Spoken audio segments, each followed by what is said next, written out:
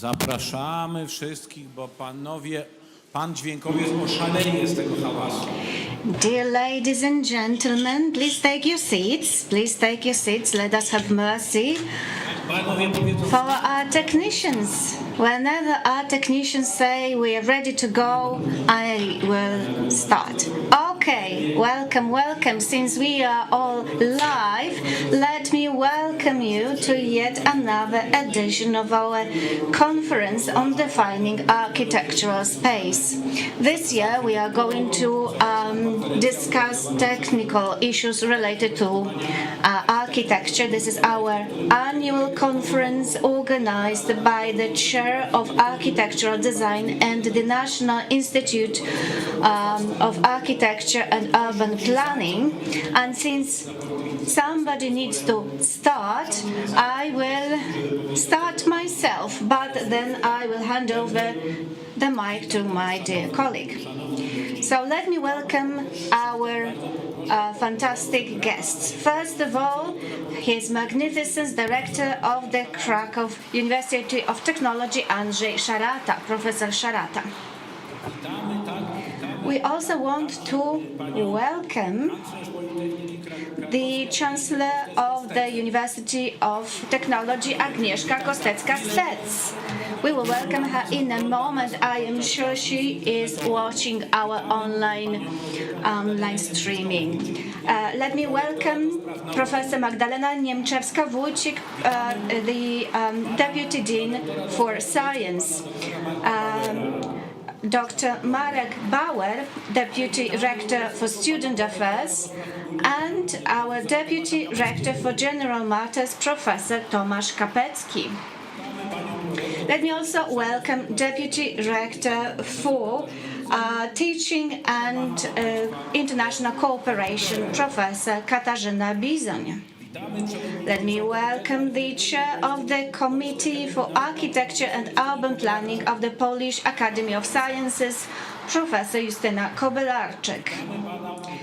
Let me welcome Mateusz Gyurkovich, the Chair of the Committee for Urban Planning and Architecture of the Polish Academy of Sciences, Krakow branch.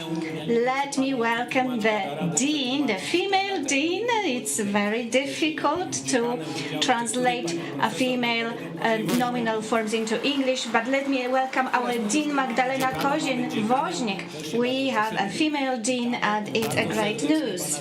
Let me welcome the head of the National Institute for Urban Planning and Architecture, Professor Bolesław Stelmach, that will take the floor in a moment, but somebody needs to give him a warm welcome, and that's myself. Let me welcome Deputy Dean for Student Affairs at the Faculty of Architecture, Dr. Agnieszka Wójtowicz-Brubel. Let me also welcome Deputy Dean. Yes, I'm using the female forms because we have women here. The Deputy Dean for Student Affairs at the Faculty of Landscape Architecture, Professor Urszula Forczek-Bratens. And our dear guests, the Chair of the Association of Architects, Magdalena Buczyńska-Zapała, the Chair of the Council of the Regional Council of Architects, Marek Kaszyński. Let me welcome only online, unfortunately, our guests from the Ministry of Climate couldn't reach us, but let me welcome the Executive Director of the Association of Cement Producers, Professor Jan Deja, and the Director for Marketing and Public Relations, Zbigniew Pilch, also from the Polish Association of Cement Producers. Let me welcome the head of the Council of Architects, Zbigniew Lisowski. And once again, let me go back to our university, the chair of the promotion department, Anna Chmura. And since we are talking about the media, let me welcome Katarzyna Tyńska, the editor-in-chief of Nasza Politechnika. But we also need to welcome Jan Zich, our photographer who is here with us. A round of applause, warm round of applause. He will take beautiful beautiful picture of all of us. And then warm welcome to Małgorzata Tomczak, the editor-in-chief of Architektura and Business, as well as Paulina Krzak of Builder. Now, our media partners are Architektura Murator, Architektura I Business, BTA and Builder. Now, let me welcome the ambassadors of the Faculty of Architecture. This year, these are not architects, but our dear guests. Rafał Bujnowski, Wilhelm Sasnal, Marcin Maciejowski, who are with us online. Mr. Marcin Maciejowski is at the Babel Castle, but will join us hopefully later. All of our guests are very important, but also let me welcome Professor Rafał Zawisza, the plenipotentiary of the Dean for the International School of Engineering, as well as the ICE coordinator, Professor Kun Peng Wong, who came to us from his country. It was a very long journey. And a warm welcome of applause to ISE students who came to Poland to study. Please, a round of applause, yes? They traveled so long. So let me also welcome all of the professors and employees of the University of Technology in Krakow, all of the participants, as well as the deans of the faculties of architecture from all of the Poland, as we are hosting the meeting of deans of the faculties of architecture right now on the occasion of this conference. And if I may, let me introduce to you the conference office, because nobody appreciates the difficult, very hard work that the conference office is contributing to this event. So, Dr. Anna Mielnik, a round of applause to Anna Mielnik, who's been in touch with all of you. And then Przemysław Bigaj, Wojciech Ciepłucha, Monika Gała-Walczowska, Krzysztof Jasiński, Marek Początko, Piotr Stalony-Dobrzański, Grzegorz Twardowski, and Joanna Piszczek, who takes care of all of the finances and has contributed a lot to our event success. So without further ado, let me hand over the floor to our dear professor. Dear rectors, deans, men and women, dear ladies and gentlemen. The National Institute for Architecture and Urban Planning has the great pleasure and honor to support this initiative, one of the most important initiatives at one of the most important faculties of architecture in Poland. In the lobby, I congratulated the Dean on the fantastic position of the Faculty of Architecture in the landscape of schools of architecture globally. And this conference is one of the elements of this mosaic, which is so crucial for Polish architecture. This year, you'll be debating the topic of technicalities in architecture, architecture and technology. So before opening the conference, I talked with my colleague Gaszyński. And he shared his reflections on the new book published by the Institute for Urban Planning and Architecture by Romano Guardini, Letters from the Como Lake. It is one of the books that was really frequently read in Van den Rohe's library. And there were a few sentences that were underlined. First of all, we need more, not less technology. But we need more human technology, more spiritual technology. Zostawiam Państwa z tym pytaniem, które, And jak widać, in nurtowało fact, it's a question Ludwika Mies van der Rohe. that was also I myślę, of interest że to Ludwig van jest to den Rohe. dobry jeden z And I przyczynków do believe it's a good dyskusji o starting point, one of the technice w good starting architekturze. points for the Życzę discussion owocnych obrad. of technology in architecture. I wish you a very fruitful conference. Thank you. A teraz jak And skończyliśmy now, oficjalne powitania, since poprosimy we pana are rektora done with the kilka dobrych słów. official welcome, let me invite our rector to the floor, to take the floor. Good morning. Before I wish you a good conference, I would like to say that I am not a person to be afraid of. So let me welcome you at the University of Technology. I am very pleased that the conference is taking specifically at our university. I am a man of the construction sector, and over time I started dealing with architecture. So for me, architecture and technology are the topics of really high interest to me. So I believe that at some point I should have been architect. Unfortunately, I am not. My work together with planners, so I work on transportation planning. It is related rather closely to urban planning, and I think that I feel what you feel. So I am a simple engineer. I cannot draw, but the rest for me is architecture. So I am very happy to be able to host this conference here. And I would like to thank you for the warm words about our faculty.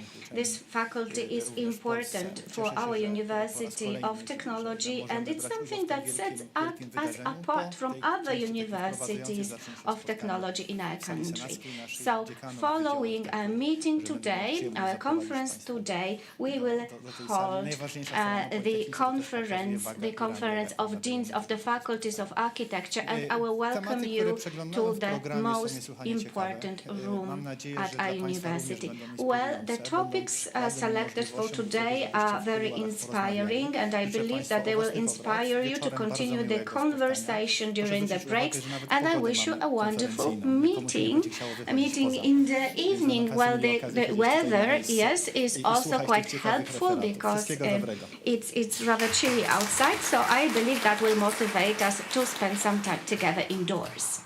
Teraz zaprosimy gospodarza And now wypowiedzi, ale let me gospodyni niestety welcome trzeba teraz mówić, panią dziekan Wydziału the Architektury. Dean of the Faculty of Architecture to take the floor.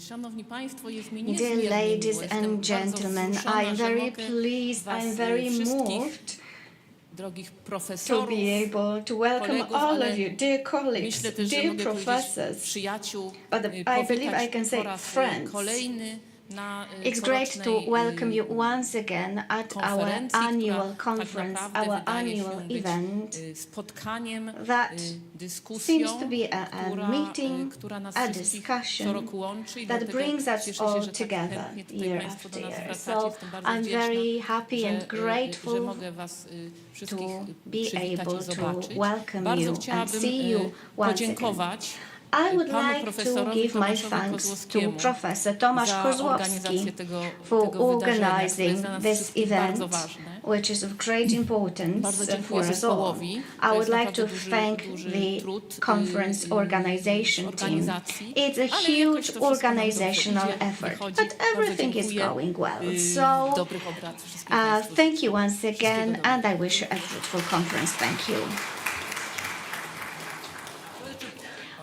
Jeszcze poprosilibyśmy o dobre słowo panią So maybe przewodniczącą. let me invite Mrs. Justyna Kobylarczyk to take the floor now.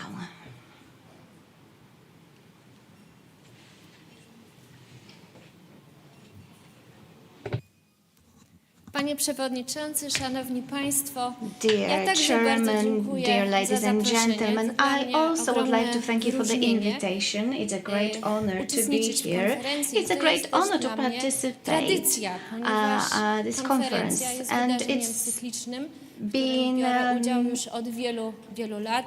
and I it's not za my tę first możliwość time here. bardzo I've been dziękuję. participating in this Gratuluję event for many years now. So organizatorom let me congratulate organizacji the konferencji, organizers. gratuluję wyboru And tematu let me also konferencji. congratulate Tu you nasuwa on mi the się selection of the na topic. myśl Maksyma Heraklita z Efezu, So, Panterei.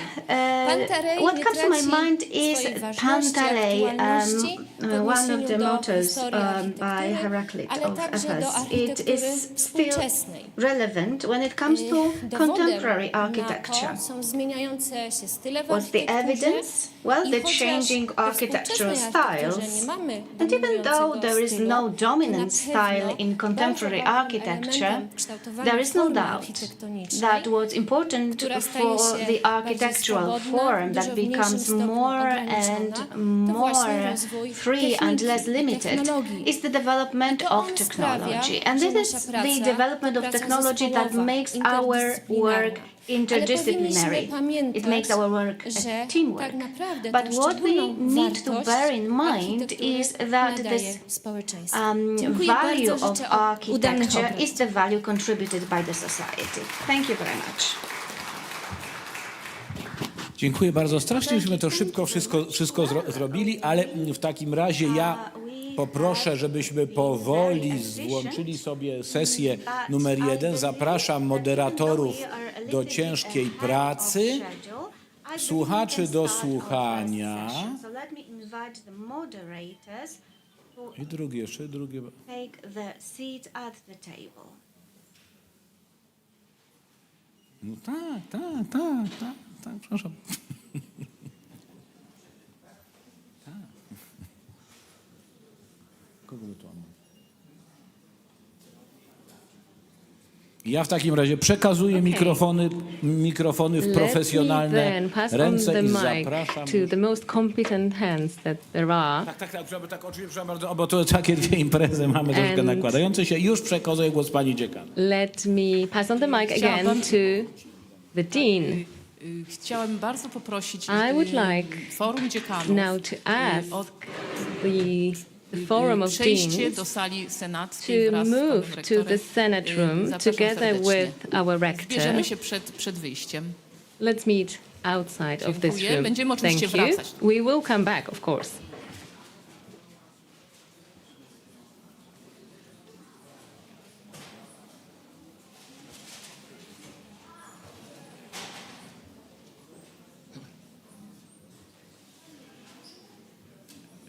Dzień dobry Państwu. Możemy zacząć, myślę, tę sesję. Good morning, ladies and gentlemen. Once again, a very good morning to you. I believe we can now start the session, and we'll begin with the first paper, the first speech by Mr. Lamberto Amistadi from Bologna, and the title is Irony and Technology in the Work of John Hejduk.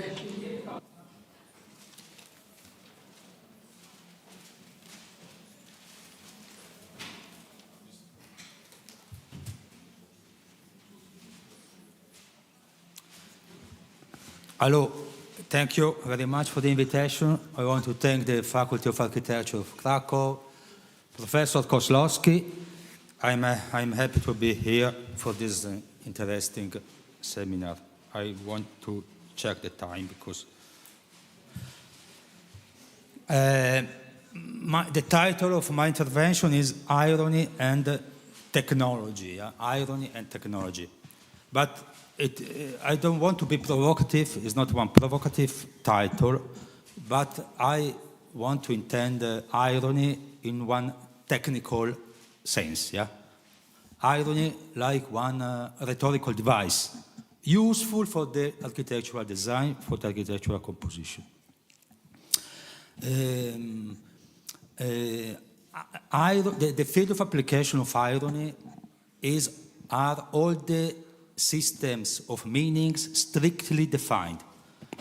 So, for example, science and technology are the ideal field for the irony.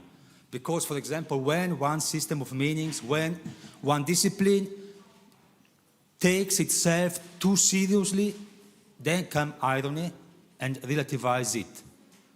Yeah. When one discipline thinks to be too important, then came irony and make fun of it.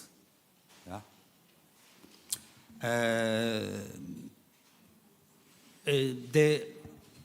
the concepts to understand well what is irony is one very interesting book of the 50 years, Irony and Poetry, by Bed Alleman. So what is the task of irony? The task of irony is relativize the object, with which it is dealing, and, for example, to operate one deviation. It is very important, this deviation inside one system of meanings, one twisted, one deformation. And so science and technology are the perfect grounds of irony. Of course, at last, this relation between irony and technology could be slide towards poetry. Actually, the book is Irony and Poetry. I will do 3 examples about this relation, this possible relation between irony and technology, and about irony as one rhetorical device, one compositional device, in the work of John Hejduk. I don't know if you know well John Hejduk, but John Hejduk was one of the most important architects in the USA in the past century. He was the dean of the most important school of architecture of New York, the Cooper Union, and he was the dean for 30 years, from the 70 years to the 2000. He died in the 2000. The first example is this chair of the watercolorist, because this chair, designed by John Hejduk, is over-detailed. John Hejduk detailed and designed and drawn every joint connectors very deeply. There are a lot of executive drawings, very exact, very well defined.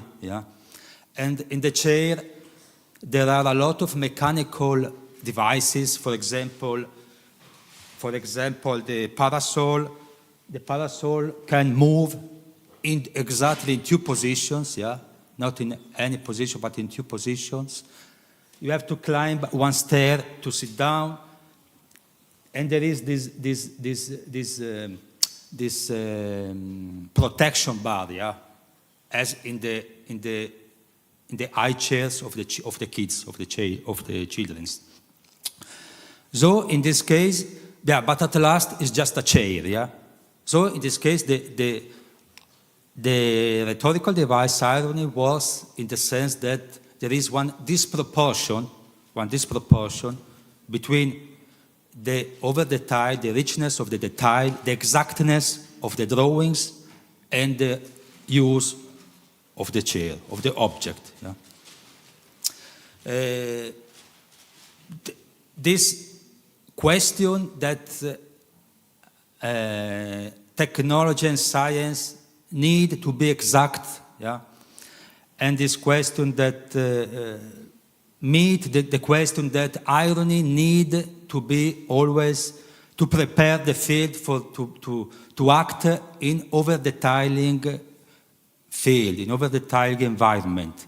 The most important, for example, in literature, the most important ironical was, for example, Kafka and Thomas Mann. In that book, all the characters are over-detailed. And so John Hejduk over-detailed the object. The second example is this object, this architecture called mask. I don't speak about all the site plan. It is a very complex project taught for Berlin. But I will speak about this object, and especially about this wall, because over the wall something happened. These, for example, are drawings by John Hejduk, and in the drawings there are a lot of attention for the joint connectors. He said, for example, the detailing of the metal connectors for the joints became obsessive. Yeah? He had this one obsession for the technology, but for the joint connectors, yeah, for the detailing. But then something happened, one deviation. They can see part of the opposite wall, this wall, which is a mirror image of their opening, filled with a grouping of a sterilization of holes and openings in the wall of variant geometric configuration, which project light into the mask. So there is one deviation, and this joint, these metal connectors, yeah, became holes in the wall. These metal connectors became holes where the light can go inside the room.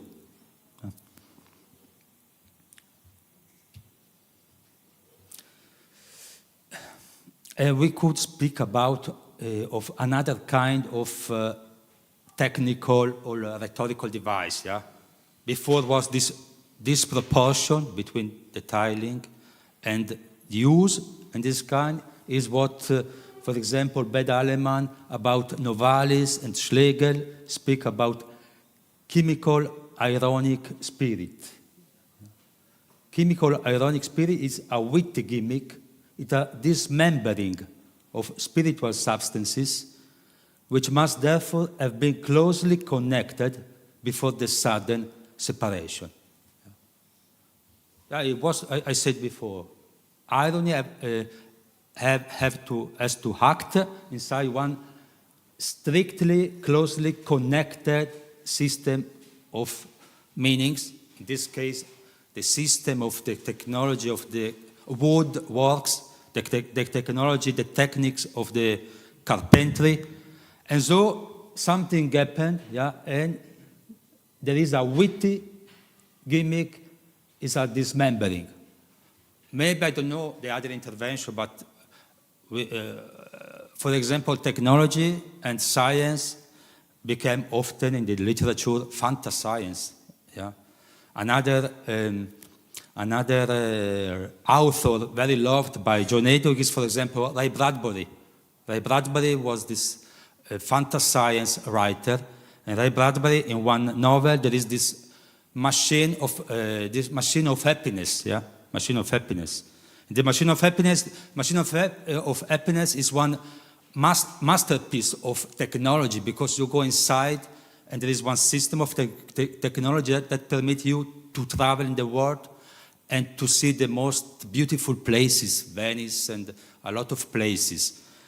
And then he wants to test this machine with the wife, and the wife go inside, and when the wife go out of the box, he start to crying, because there is this disproportion, and because suddenly she met the reality. Yeah?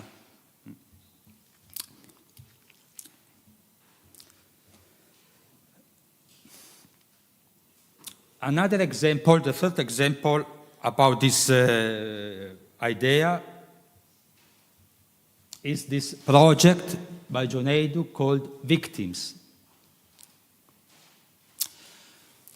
Victims is one project dedicated to the dedicated. It is one memorial of the cruelty of the Nationalsozialism, of the Nazi time. Yeah, this site is the venue. This building was the venue of the Gestapo in Berlin.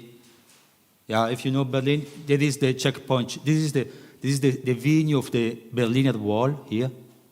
And here is the checkpoint Charlie. Here there is the Leipziger Straße with Leipziger Platz and Potsdamer Platz. Yeah. This is the site of the Gestapo. And in the 85 was a competition for the memorial of this place. And John Heyduk did this project, yeah. And then nothing happens. And then in the 2000 was another competition for this building, to transform the building memorial of the cruelty of the Nazi. And now there is this documentation center called the Topography of the Terror. Topography of the Terror. But the project of John Hejduk was very fine and very special because it tried to let feel this terror. Yeah? And so the memorial is bordered by this trolley track. Yeah? The trolley track is closed into high edges. Yeah? And inside the trolley track run one trolley, and the trolley go 24 hours, and 7 days to 7, and it can't go out over the trolley. You can see here, yeah. Over the trolley track there is one telephone line, but the telephone line can't communicate with anyone. Can't communicate outside of the edges. There is no way to enter the park from the trolley. So this bad feeling to be inside one place where you can't go out is represented and felt with this idea of the trolley, and this difficulty to communicate where you are close the concentration camp. Often John Hejduk play with this relation between technology and feeling, and especially feeling the time. This is another drawing by John Hejduk, and this building is called the building of time. Yeah? And in that case, there is this wheel, this wheel, and over this cab is for one prisoner. One prisoner go in this wheel, and the rotation time of the wheel is 1 year. And so when the rotation starts, this grinder inside the building of time, the grinder start to grind one block of granite. And so when the wheel start to go around, the prisoner start to feel the grinder. Yeah? And when every round, he can see how many block of granite is missing, and so he knows how many time has to stay in the prison. Yeah? But the most important thing is that this grinder, this technology, permit it to feel the time, to feel the sound of the time. And so in the victims project, there is another wheel where it is composed by 12 cups plus 1. Yeah, there is 12 cups like a clock, like a watch, but then there is one more. This is the 0 cup, and there is one human being on the cab and one beast on the cab. The wheels start to go around, and they, at the moment of horizontal tangentiality, the eyes of the man and the eyes of the beast are in direct horizontal alignment. Of course, the eye of the man and the eye of the beast is the representation of the Nazi. Yeah? At the moment, the timekeeper stops the Ferris wheels to note the recognition and to recapture past acts. The timekeeper then accelerates the Ferris wheel to make up for lost time. Upon the movement, the beast roars and the man remains silent. So this sort of clock where the time is not always the same. Yeah? The clocks, the watch are another perfect technological device. Yeah? But in this kind, this time is not the time of the science, but it's the time of the human being. And the time of the human being is not always the same, because sometimes you get boring, sometimes you want the time go faster, some other time you want the time goes slower, yeah. And so this is the time of the terror when the eyes of the human being meets the eye of the beast. And so another character of these victims is the watch repairman, yeah, the watch repairman, because the time has to be repaired.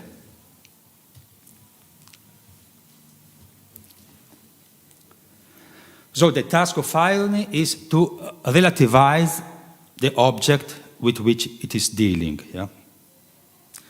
If no one can doubt the value of scientific and technological advancement to improve human life, the usefulness of the clock or the invention of the locomotive, there is one beautiful book called by Karl Popper, the philosopher Karl Popper, Technology und Ethik. Yeah?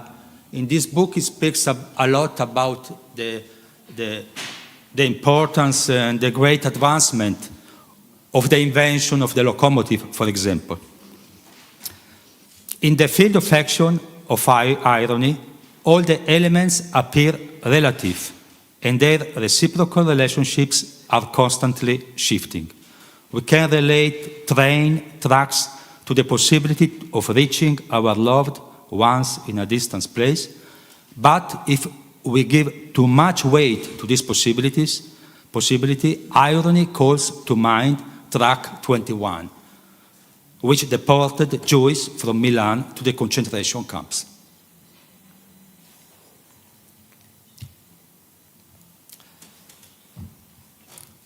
And so irony became not a normal rhetorical device, but it can do one poetic device, because through irony you can say what is not possible, not so easy to say.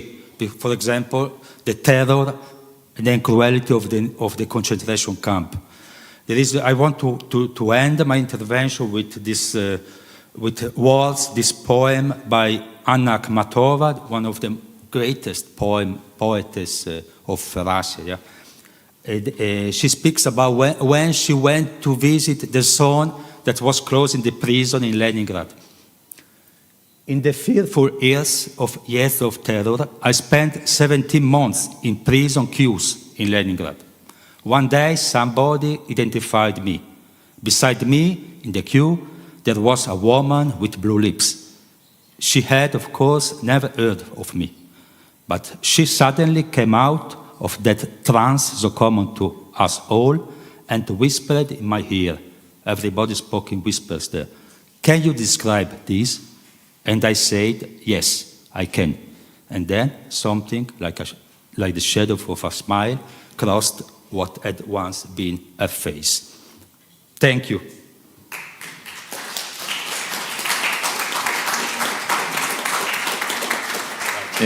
Dziękujemy bardzo za tą interesującą Thank you very much prezentację. for a very interesting speech. Thank you for your presentation, Johna Heyduka, for znanego presenting konceptualisty, the works of John Hejduk, a rozważał well-known conceptualist. kwestie ironii w architekturze, He ironii, czyli deliberated żartobliwości, on the issues of podejście irony i in traktowanie architecture. architektury elementów jako elementy He żartobliwe, treated some elements in wieloznaczne, architecture as przekazujące koncepcję ironic, śmiałą, as abstrakcyjną, również na poziomie detali ambiguous. architektonicznych, tych technicznych And detali. this analysis also happened on the level Przejdziemy of teraz do architectural następnego wykładu. details. Let's Następny move on to the wykład next będzie presentation online. then. The Pan next presentation will be Renato online. Capozzi z Mr. Neapolu Renato przedstawi Capozzi from referat versus Naples will Parametricism. present his paper Bardzo proszę. called Versus Jeszcze sobie pozwolę Parametricism. dodać Versus Parametricism. potem. I organize my intervention in some parts. We starting from the definition of the notion of parameter. After we face the problem of opera aperta in Umberto Eco thinking and participationism. After the notion of post-human, and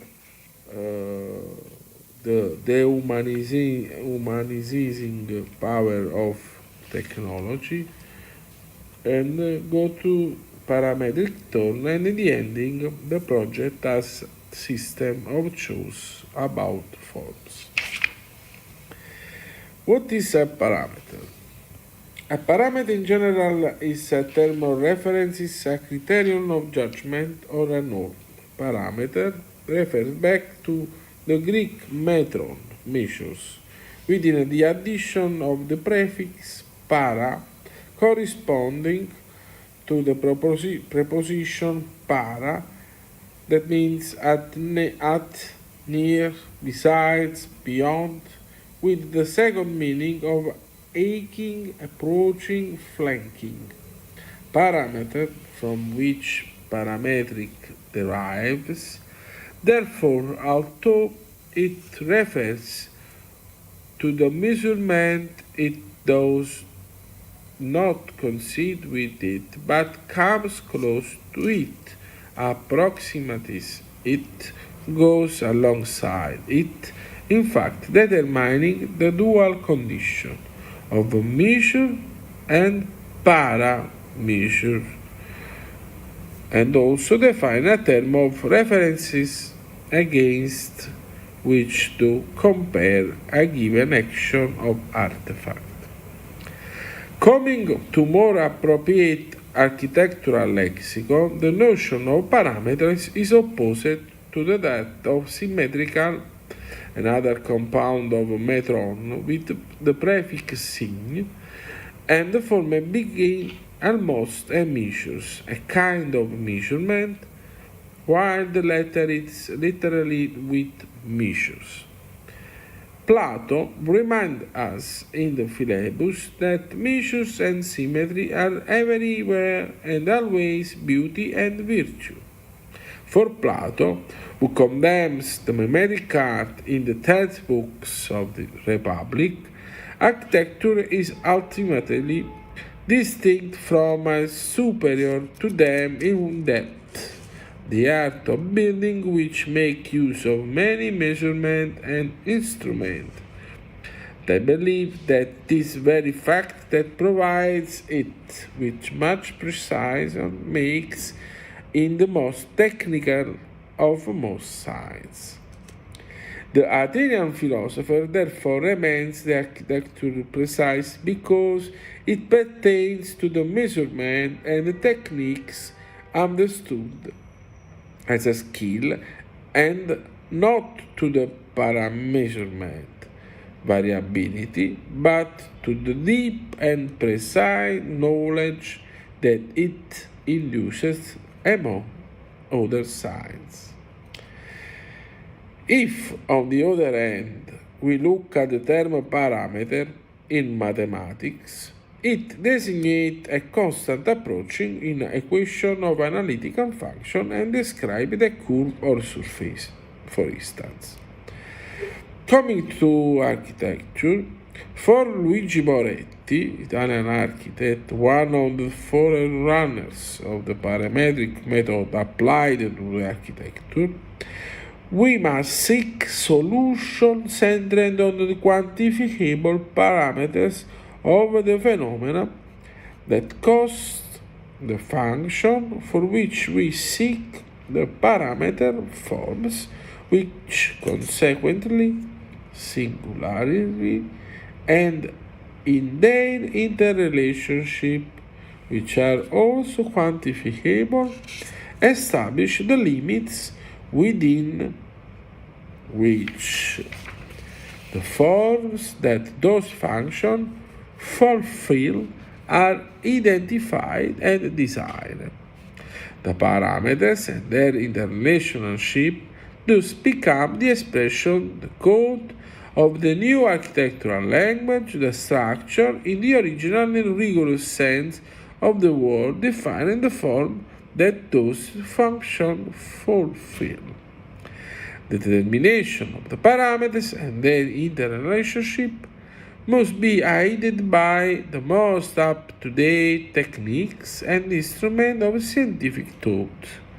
particularly mathematical, logical, operational research, and the computers, especially the latter because of the possibility they offer of expressing the probable solution of the parameters values and their relationship in self-correcting cyclic science.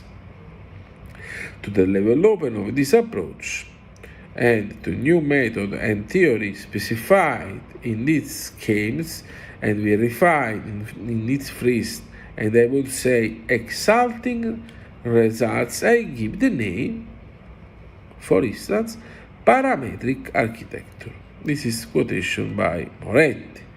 If the parameter inherent related to movement in terms of alteration, the algorithm with which it can be associated related to a procedure that solves the calculation of a given problem or the analysis of a phenomenon.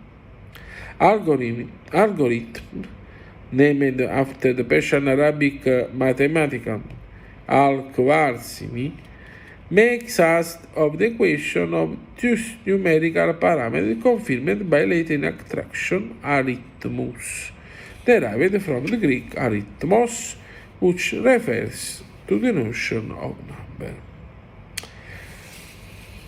What is opera aperta and partecipationism? In what sense are linked with the question of parametricism? The developing characteristic can but refers to the hypothesis open over works, formulated by Umberto Eco in 1962 in his well-known book Opera Aperta. According to the Semodian, on an open work would be a proposal of a field of interpretative possibility, a configuration of stimuli, endowed with a substantial indeterminacy, so that the user is induced to a series of readings that are always variable, a constellation of elements that lend themselves to different reciprocal relations. And again, these new works consist not in a closed and defined message, not in an univocally organized form, but in a possibility of various organization, entrusted to the initiative of the interpreter, and therefore present themselves not as finished works, but as an open works, which are completed by the interpreter at the same time as he uses them. This is the quotation by Eco. This mobility of the work, which cannot be defined by the author, but is open for interpretation, on one hand denies the fitnesses of the ergon of the works, but on the other hand opens up to continuous deformation through the multiply hermeneusis transgression of the form, which, far from being intentionality, constructed as a sensitive manifestation of idea, as in quotation by Hegel, become readership, shapeless, and always available for a supervision of underlying reason and motives, starting from the request of the user or the client customer, and never for the creator.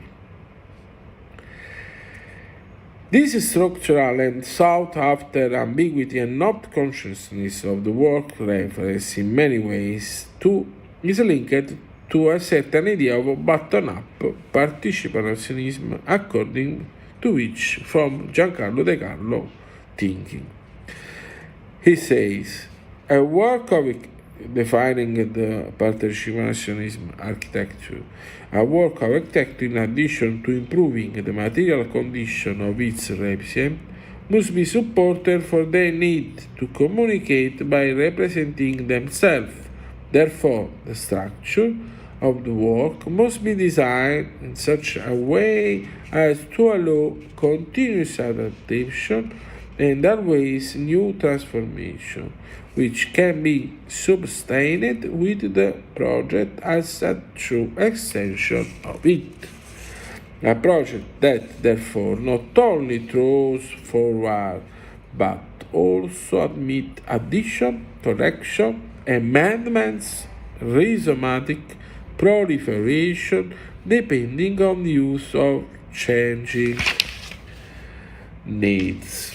However, it should be noted that Giancarlo De Carlo himself recognized that the use had no influence on the project produced. Indeed, the object of its considered all the more successful the more it can resist to subversions of the use. So, if it is not used, can determine modification, alteration to the successful work, then what should induce these dynamics and mobile openings of the works?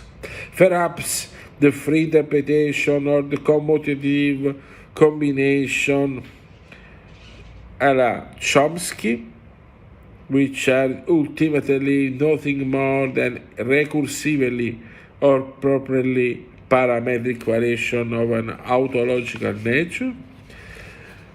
Following Antonio Monessiroli, he argued with regard to Opera Aperta that this book essentially contains a theorem which somehow fuels disengagement.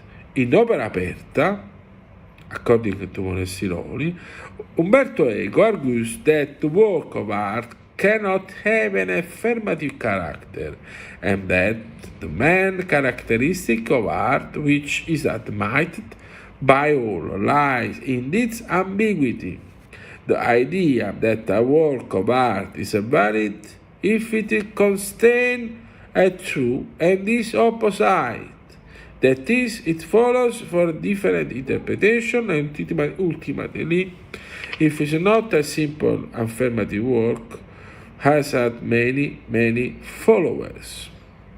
For as far as architecture is connected,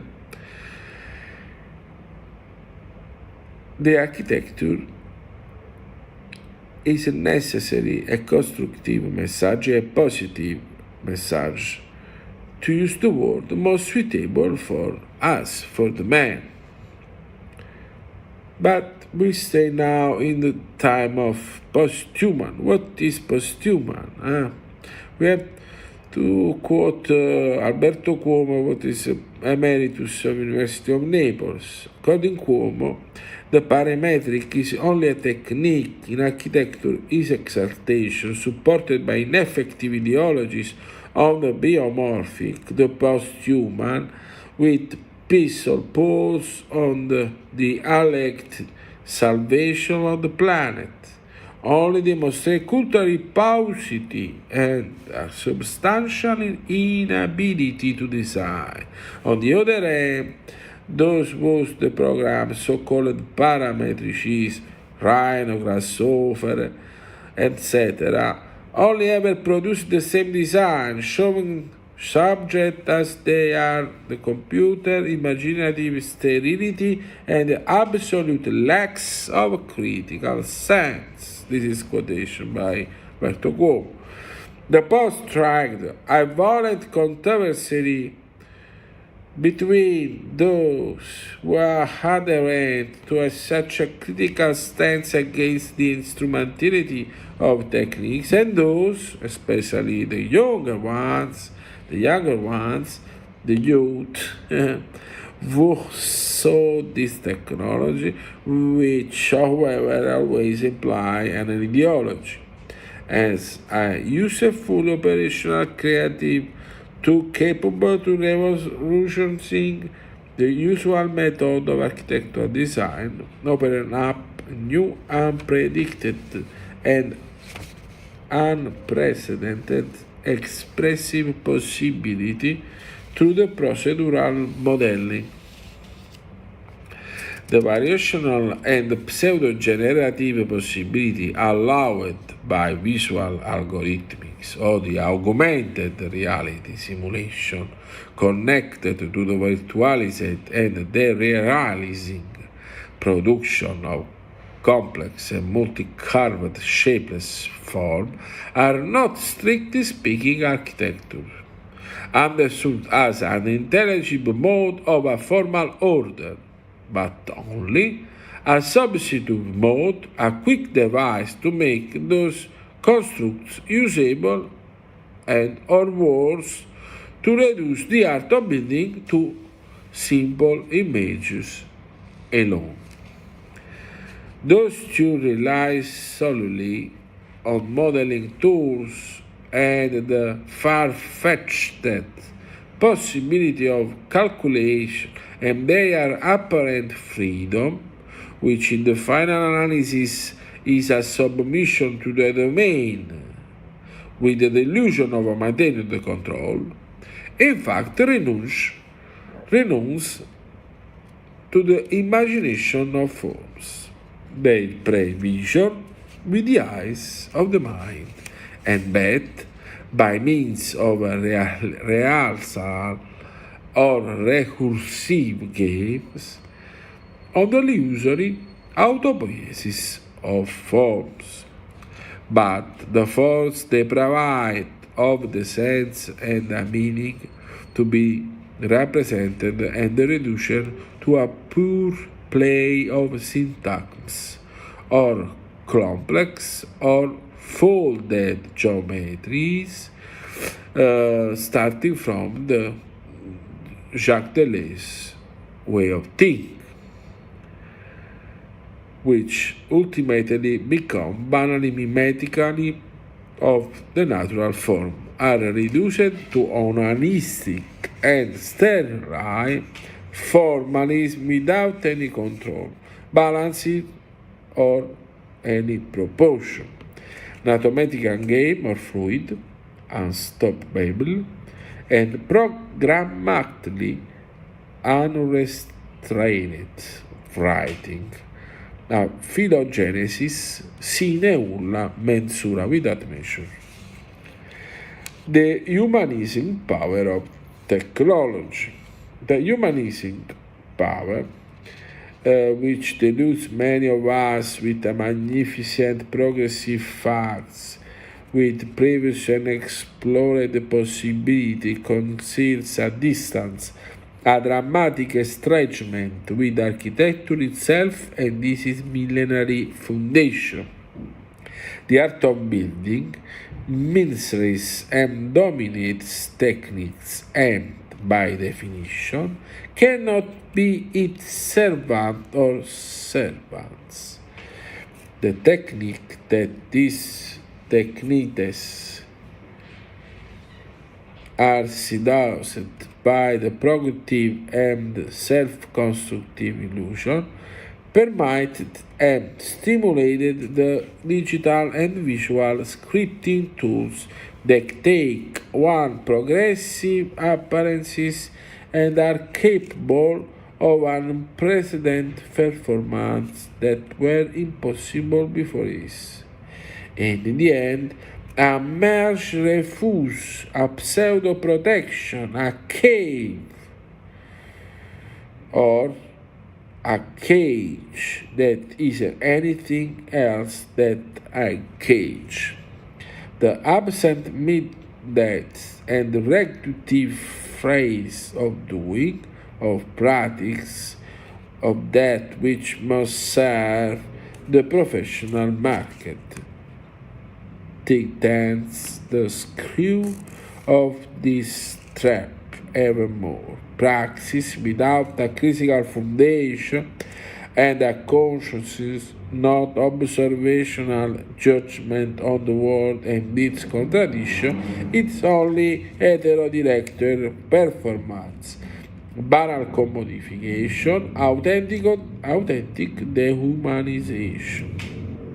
No culture, no vision, only instrumental euphoria, verbal violence to conceal an evident inconsistency and an argumentative incapacity.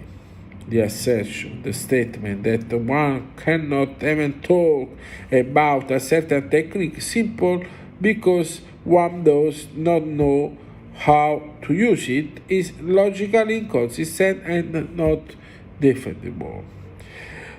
Cultural, intellectual equipment allows those who possess it, when it's broad and layered, to be able to argue about any aspects of reality, including rhinoceros, grasshopper, or any other animals ready to pounce or bite. I point out that the term grasshopper also refers to a famous cocktail, and as a well-known formalism architecture is not and in no way can be a martini cocktail. It's not mixing, not amalgamation. It's not a game of changing a parametric and let's see what happens. The parametric tools. The parametrics, which, as we have seen, originated from mathematical acquisition, from Lagrange, for example, and until Gross and some MIT research, up to the theorization made by Patrick Schumacher with his manifesto, according to which parametricism would even be a new style, a style that would aim in waiting to make itself eponymous with complexity, to overcome in one stroke modernism, postmodernism, and deconstructivism itself, on which it is but a mere evolution or involution. Parametrics, taken as an ideology or as a technique, is to large extent the refuge of an incompetent. Of these two, what do know about form, about law of composition, in fact, who speak only of instrumental technique, not to speak of architecture, but only of techne, not of ends, nor of presupposition, being in fact committed and bent to praxis alone, to the market, to the production of captivating, but in fact aggressive images, of simulacra, of phantasmagorias, and of smooth and glittering involution, very close to the sculpture that have no other goal than to turn themselves into a merchandise to be sold on the altar of the profit.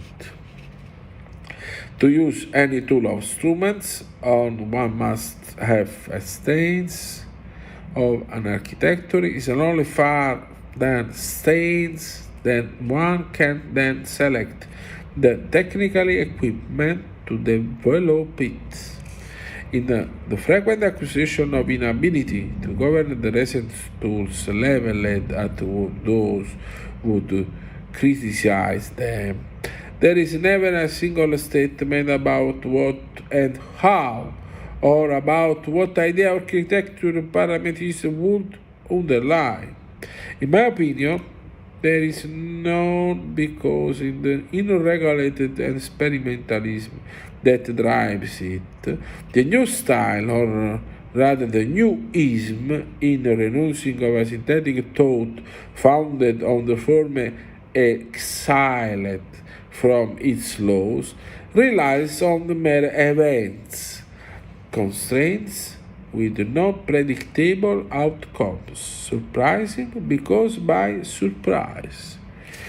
This happened because one does not really have an idea of architecture, or because one does not possess planning skills, ideational inventive aptitude, and one thinks that thought are mere surrogate and perniciously dominant tools. As all techniques turn from means into ends, one can overcome hide this obvious inaptitude. The project, finally, have to look as a preventive system of choice about form and their appropriateness, not about arbitrary constraints that then determine the form in a non-predicable manner. The limit of parametricism ultimately consists in relying on a questionable system of requirements, constraints, and parameters as in not being able to determine, except by random, unconscious and unintelligent trials, the final outcome. A system that, with the blunder and the self-generative grammar of shape, does not allow the convenient, adequate, and intelligent form, and for the reason, following Benjamin way of think, capable of generalized reception, in their non-automatic but intentional relationship, to be expressive of the value and the region of the building. In short, we must re-educate people to see with the eyes of the mind as a transcendental condition, knowing and transforming reality truth forms. Otherwise, it is a better avoiding the deception of parametricism to crumple sheet of paper, scan them, and three-dimensional model them with CATIA software, as in a joke dealing by a famous American architect. Thank you for your attention. Też bardzo dziękujemy panu profesorowi. Thank you very Niestety much. nie będziemy mogli z panem profesorem podyskutować, bo to było nagranie. Natomiast na pewno architektura parametryczna zaistniała dzięki technologii. W ten sposób But certainly jest to jak parametric najbardziej związane architecture z owes tematem a lot naszej to konferencji. technology, Będziemy and mogli thus it's natomiast related to podyskutować, the myślę, topic że of w our kuluarze z conference. pozostałymi But I believe that we'll be able to discuss behind the scenes the topics of today's presentations with our speakers. Yes, and now let us move on to the third presentation by Professor Sławomir Gzell. The title is Architecture Sales Technique.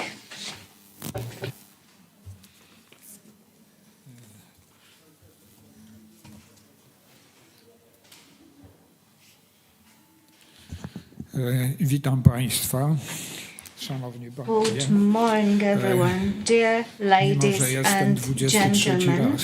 Even though I'm here for the 23rd time, so I have not missed a single conference. I never remember which button I'm supposed to press to ensure that my slides move ahead. But fortunately, we have with us a specialist who will help me if needed. Yet another comment to start with is the following. Kiedy zbliża się maj, every year, kiedy można się come spodziewać, May, when we can expect circulars about conferences, I am wondering how to write a text that is based on true scientific research and would provide you a summary of the outcomes of such research. For instance, here we had two beautiful examples of such papers.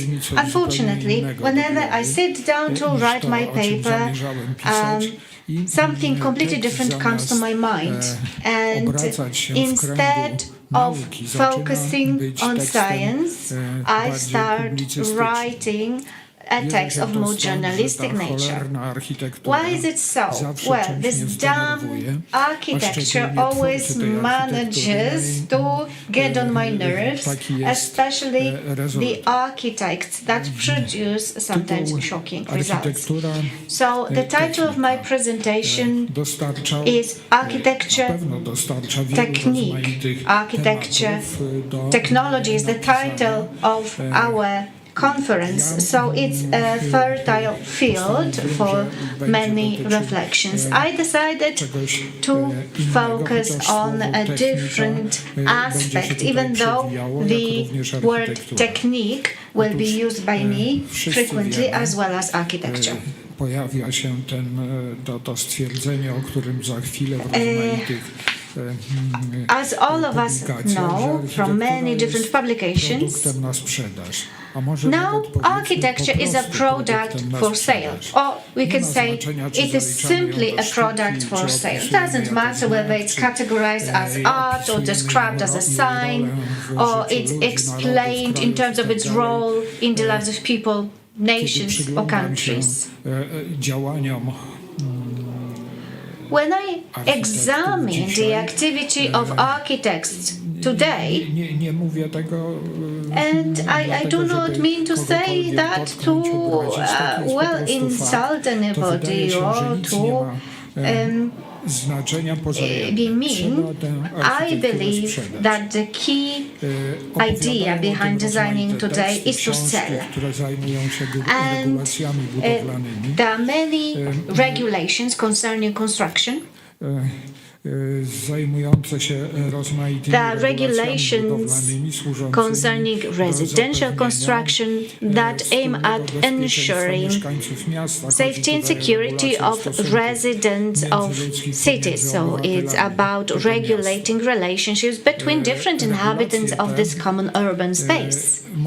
These regulations, you can say immaterial in their nature, shape physically the urban space.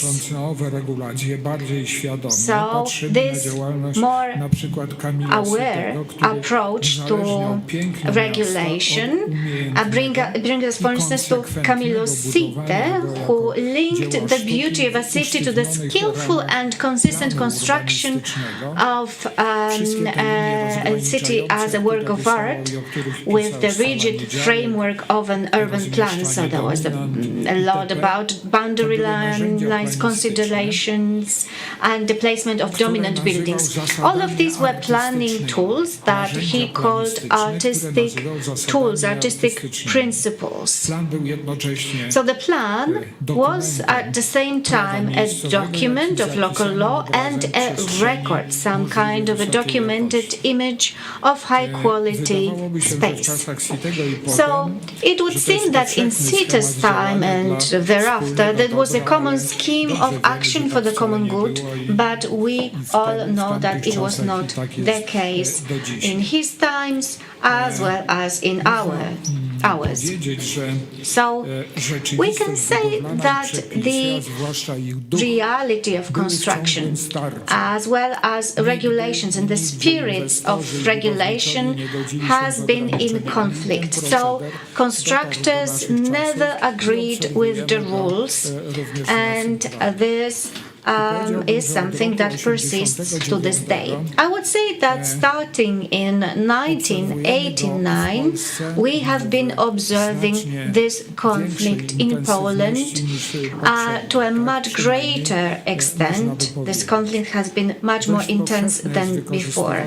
So it is rather common to use every possibility to increase the return on investments, especially when it comes to residential construction. It is not a secret. There are books being written about it. We all read them. We clench our fists. But what can we do to change the situation? Well, it is sad, but it is to the detriment of the future residents of those buildings. And the most important thing that becomes in this whole process is the sales technique.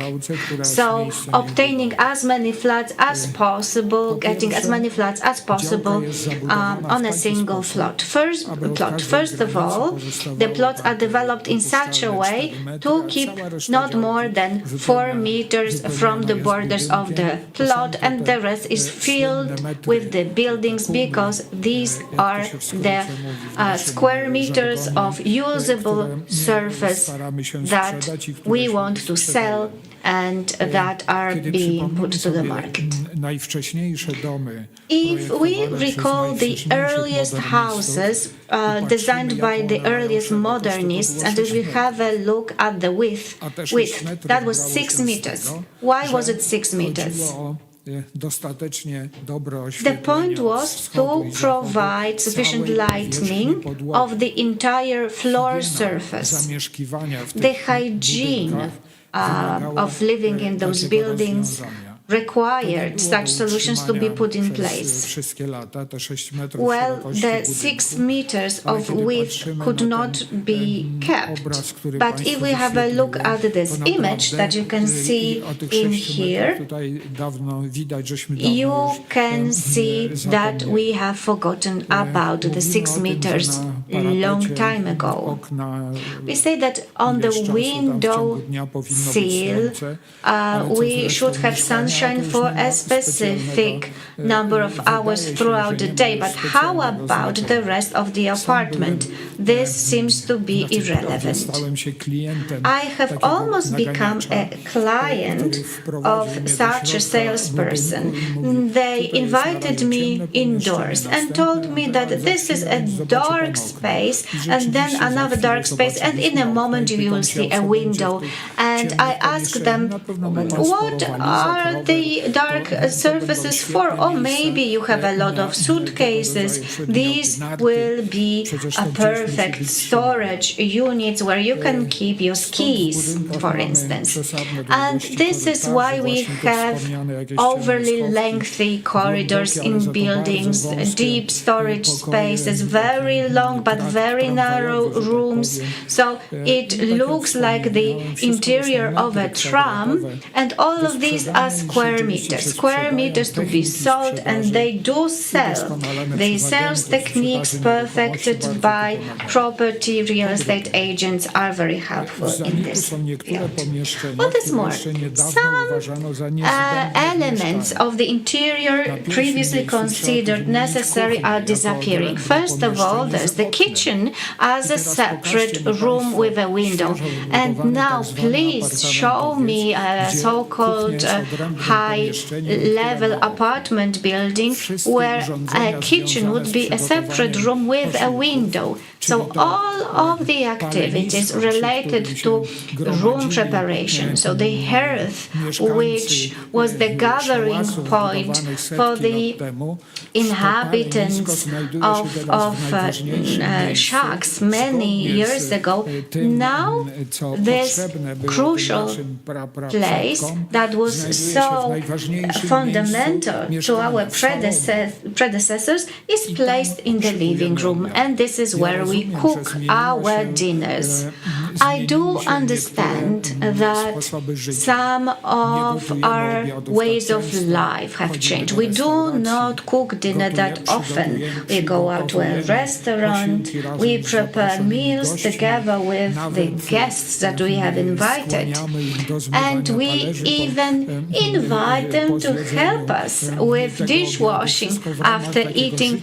All of that makes part of our social life and play. But let us recall that from time to time we are preparing a herring, we are doing sauerkraut. So obviously the smell of the sauerkraut will enter our beautiful window dressings of our living room. But all of that is treated as fun, as a dominowała nasze of życie również w tym playing that has aspekcie, o którym dominated our tutaj lives also from the trzecie. perspective of this aspect. Ceny metra Now, thirdly, the prices per square meters of flats have remained very high despite many ideas proposed by many different politicians that would aim at reducing the prices. Let me give you an example. I live in the district of Ursynów in Warsaw, and on the opposite side of the road we had an office building. That was one of the ugliest buildings I have seen in my life, and one of the ugliest buildings ever constructed in Warsaw. Somebody bought it, a company, it was demolished, and now a construction of the so-called high-end residential building has started. And as you know, Ursynów is not in the center of Warsaw, it's in the suburbs basically. So I came there to ask about the price of the square meter, between 25 and 30,000 zlotys. For God's sake. 30,000 zlotys? So what should be the price for the single-family house that I live in? I never knew that I was such a rich man, that I own a property that's worth almost as much as the Wawel Castle. Well, it's absolutely absurd. And fourthly, it is quite common that the materials are cheap and the projects are executed in a careless manner. Well, I have to admit that one of the people responsible for the construction site on the opposite end of the street is one of my former students. So I asked him what kind of materials will be used. So I have to tell you, materials will be cheap. There will be lots of savings when it comes to the equipment of this project. So let me tell you one thing. Łączy się to, o czym mówię, z This problem I have been podejściem do discussing lokalizacji tych wszystkich budynków. is related to the location of the W buildings. dzielnicy Białołęka w Warszawie At some point in time in the Białołęka district in Warsaw, this residential complex was constructed. 3 years later, the situation changed in the following way. So this single isolated residential complex that looked terrible on its own, maybe from the bird's eye view it doesn't look that terrible, but if you go there today, you will see how this residential complex became unimportant, irrelevant because of the hundreds of houses that are all the same. And what was a singular object that was publicized as a huge architectural mistake in the past today became an element of our everyday reality. This entire district, described in a perfect, great book a few years ago, Chaos Warsaw, and it's a great title. So this district is a great example of that. Whenever we propose a different kind of urban planning solutions, and here have a look on the left side of the slide, this is the residential complex planned. Well, there is some communication through the middle of this complex. There is some place where the residents can get together and build their common lives. There is an idea how to construct what we used to call the yard and what disappeared today, something that no longer exists. So the yard, when the youngest kids met the young neighbors, the friendships that survived for decades decades. Today, this space has disappeared. So that was the idea for this residential complex. We wanted to include the orchards that for generations were cultivated on the area. Unfortunately, the owner of the plot rejected the design because it would not generate sufficiently high return. Well, fine. Well, this residential complex, maybe you can't see it very well, but all of these houses had kitchens with windows. This is how we taught our students for decades. Somebody who designed a residential building without a lit kitchen, a kitchen with a window, was simply botched, was failed. Well, today it is impossible simply to ask somebody to leave the room because today they would complain. They would go to a special officer and in the end the teacher would lose their job. But this is how we used to teach our students. It turned out it is not necessary. Today everything is being designed differently. Yet another example. This is Grochowska Street in Warsaw. The top is the existing situation, the bottom is the design. The authors of this design for at least 3 years. Well, this design obviously evolved, and the designers talked to municipal councillors as well as residents about the beauty of residential design. So nobody understood the word, the beauty of residential design or the beauty of architecture. Everybody continued talking about one thing. Once new residents come here, what will happen to us?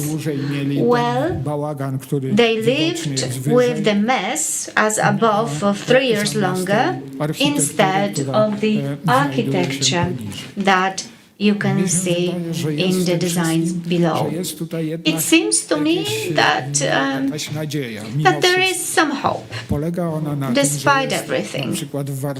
For instance, in Warsaw, we have architectural studios by investors who focus on small projects that are really developed in the minute detail. Flats have kitchens that I continue to go back to. The prices are not excessively high. These are the studios that design for a specific type of a resident. And they know that when Wojtek comes here and he doesn't have, well, it's a bad example, I believe. Okay, so whenever I come and want to buy a flat and I can't afford to pay God knows how much, they will design it in such a way so that I can afford it and the investor can sell it so that both parties are happy. Because people who come there are the owners of the houses that were built somewhere in the area and they want to improve their living conditions. So here you have an entry to a building and you still have the rail tracks that were left as an element of the complex. Some elements ornamenting the yard as well as other elements that tell us that the genius loci, as we say, even in those simple projects such as residential construction, can and should be kept. And now to conclude, let me show you a place in Poland that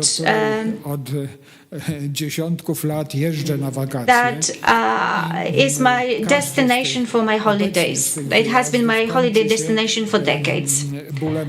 And I get a headache now every time whenever I go there. This is the Hel Tutaj Peninsula. dla państwa z obcych stron For the wyjaśnię, foreigners że ten here, Hel let me to nie jest explain ten that Hel the brytyjski, tylko taka polska nazwa Hel has nothing to do with wzdłuż helium. całego półwyspu. Along the entire peninsula, which measures 35 kilometers, we have a beautiful beach. Szerokości raz większej, raz mniejszej. Well, it Na varies in ta plaża width, nie jest podzielona na and kawałki, it's tak jak włoskie not plaże.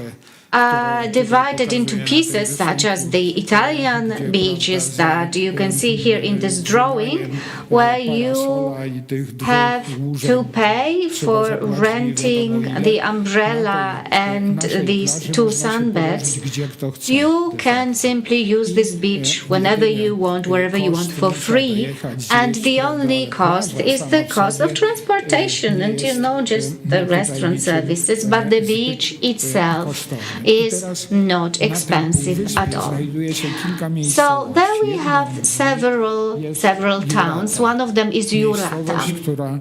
This is a town that was established in the vicinity of the old fishermen's villages located on the shore. Która była zbudowana całkowicie inaczej. It was constructed completely differently. Przed wojną, pod koniec lat How so? 20. Even before the war, in the 1920s, a group of entrepreneurs realized that the climate was fantastic. There were pine forests. The forests could be leased, split into plots in a logical way, and construct many different houses that weren't cheap. There were bungalows that weren't cheap even at that point, but they somehow fit into this village landscape, this rural landscape. And this is how the genius loci of Jurata was created. So Jurata was a destination for Minister Beck and generals, a Cossack painter from Krakow who bought a house in Jurata. You can still see his studio over there. There is the cafe called Studio, and it continued this way for many years. Following the World War II, some of the people returned to their homes. Some, when they returned, they actually found out from the new residents that they are supposed to, leave and the ownership changed hands, and there were new building developed, as the one that you can see in here. This is a holiday home of the Ministry of the Interior, so this is where policemen came to holiday. Quite interesting, I have to tell you.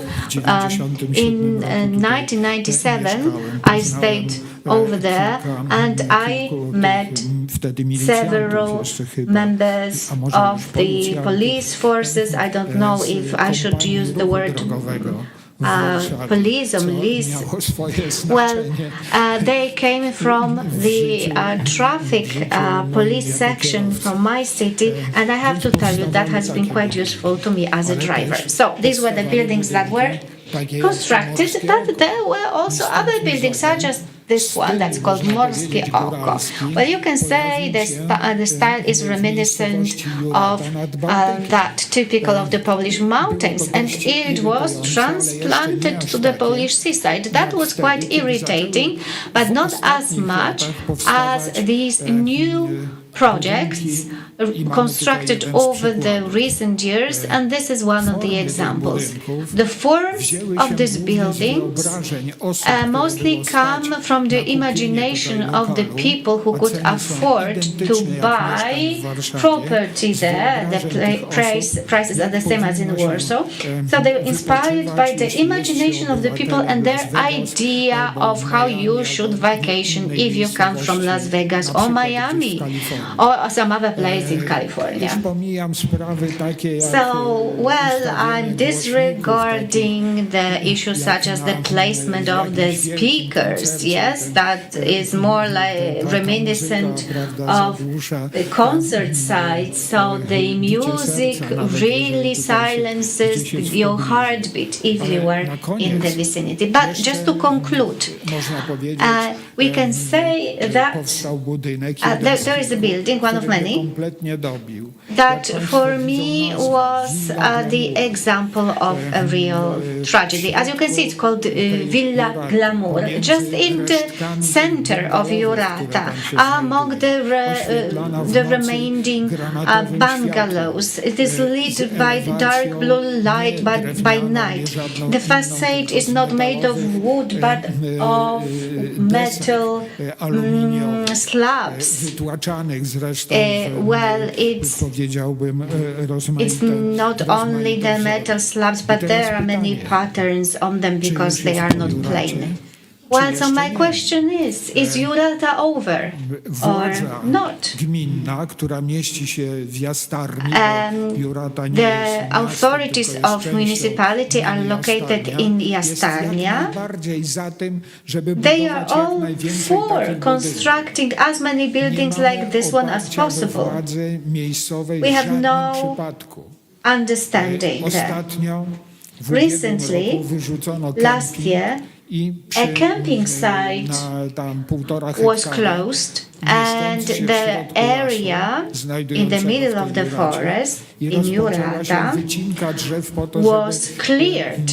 The trees are cleared to construct a building that is going to be maybe even more beautiful than this glamour villa, as you can see in the photo. So now my problem is, where should I vacation? Where should I go to spend my holiday? Maybe nowhere.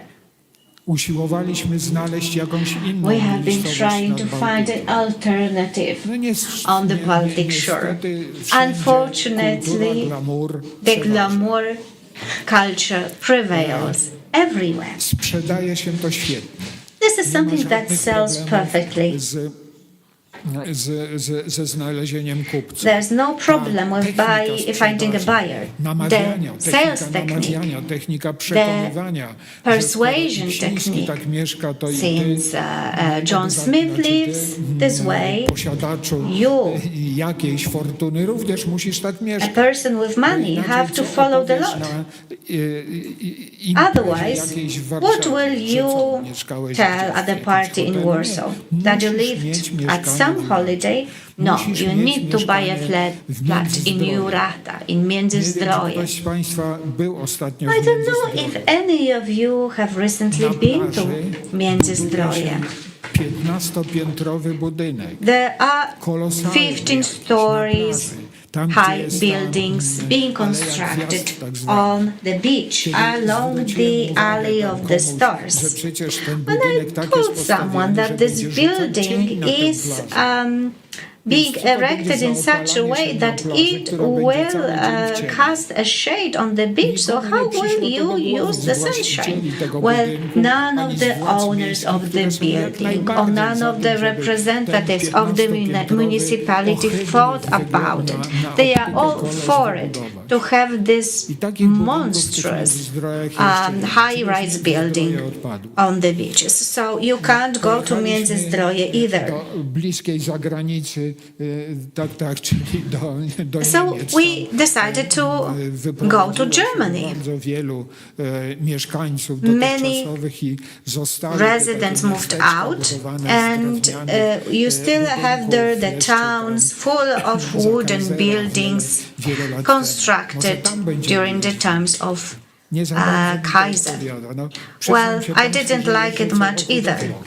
So I have to admit, just every year we go to Italy. We go there every September, looking for small towns, for small places where no high-rises have appeared yet. One of the favorite places for us is Calais in Calabria. One of our colleagues bought Civitavecchia of Civitavecchia przebudował to na zupełnie nowe and mieszkania, converted it ale to jest into taka completely zabudowa, new że nie wiadomo, gdzie się apartments. kończy jeden dom, But gdzie you się don't know następny there zaczyna. where one house ends, where another one starts. Niezwykle It's atrakcyjna an dla kogoś, urban kto crest, przyjeżdża tam na very miesiąc attractive for somebody who comes there for a month mieszka, and niezwykle stays there for a atrakcyjna. month. Highly Być może attractive. trzeba szukać takich Maybe miejsc. you have to Może look for such powinniśmy, places. zrezygnować Maybe właśnie we need z to give mieszkania up w willi glamour. on Jeżeli on staying oczywiście at starczy a nam glamour villa. odwagi. Obviously, if we dare. Starczy nam odwagi. Will we dare? Dziękuję bardzo. Thank you very much. Dziękuję bardzo. Dziękujemy. Thank you very much. Przedstawienie Thank you ciekawego for your presentation. sprzedaży It was extremely interesting. w jaki It sposób concerned, of course, the sales in the domain of architecture and how this phenomenon shapes jak i urbanistyczny. architecture. No, jest to niewątpliwie temat do dyskusji. This i is chciałbym do tej surely dyskusji a hot zachęcić. topic, Teraz and I'd już like za to chwilę encourage you zapraszając now na dół na to kawę i na discuss 15-minutową this topic przerwę. and others. Dziękuję. Now Proszę it's time państwa, to grab a cup of jesteśmy coffee, i tak so 15 minut po czasie, we can ale see kawa czeka, więc bardzo one proszę another downstairs. szybciutko ją wziąć We're a i bit wrócić tu do nas. behind schedule, but we still have time for a quick cup of coffee.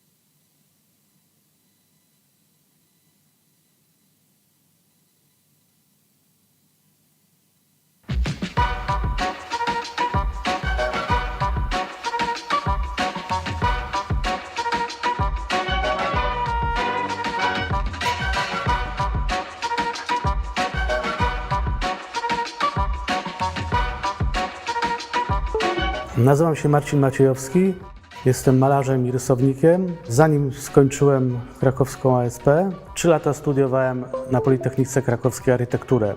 Mimo że na studiach nie przestałem interesować się architekturą, to na 3. roku podjąłem decyzję, że nie zostanę architektem. Politechnikę zamieniłem na krakowską ASP i tu chciałbym opowiedzieć, jak nie zostałem architektem, ale też chciałem opowiedzieć o polskim architekcie, którym teraz interesuję się rysunkowo. Ostatnio moja żona, oglądając jedną z moich zachowanych z Politechniki prac, projekt w formie szablonu, stwierdziła, że podświadomie już wtedy, na 2. roku, szedłem w inną stronę, nie do studia architektonicznego, tylko do galerii. Rezygnacja ze studiów była decyzją bardzo trudną i świadomie nie mogłem się długo na to zdecydować. A kontynuowanie 2 kierunków studiów stało się w pewnym momencie po prostu niemożliwe. Teraz pracuję z 2 projektami z Zamkiem Królewskim na Wawelu. Tej jesieni w komnatach królewskich będzie można zobaczyć moje 2 obrazy i wkrótce też ukaże się książka z moimi rysunkami wawelskimi. Dlaczego o tym mówię? Bo z Wawelem, a dokładnie z wawelską księgarnią, wiąże się bardzo ważna dla mnie historia. Jako student architektury trafiłem kiedyś do księgarni na Wawelu i wydając wszystkie swoje pieniądze kupiłem 2 albumy Picassa. Oglądając obrazy Picassa w tych książkach znalazłem w sobie energię do decyzji o rezygnacji z architektury i pójścia drogą artysty. W tych miesiącach zajmuję się Wawelem i opracowuję te swoje zainteresowania rysunkowo, przy czym traktuję to, co dzieje się na zamku architektonicznie i artystycznie, mimo że mamy do czynienia tam z tkanką historyczną. Jak teraz popatrzycie na katedrę wawelską, to zobaczycie wieżę, którą zaprojektował 300 lat temu Kacper Barzanka. Łatwo ją rozpoznać, bo w tym roku została opakowana w niebieskie rusztowanie. Dla mnie wygląda jak eksperymentalna, nowoczesna bryła architektoniczna. Uwielbiamy z moją żoną Patrycją oglądać ją z różnych perspektyw, jak monet katedry w Rouen, bo kolor materiału tego rusztowania zmienia się pod wpływem światła. I to wszystko jest bardzo ulotne. Sam Kacper Barzanka jest postacią interesującą i tajemniczą. I dla mnie wśród innych wawelskich tematów inspirującą. Jego dzieło, hełm wieży zegarowej Katedry Wawelskiej, góruje nad całym miastem, a dziś przez renowację możemy je zobaczyć w nowoczesnej wersji.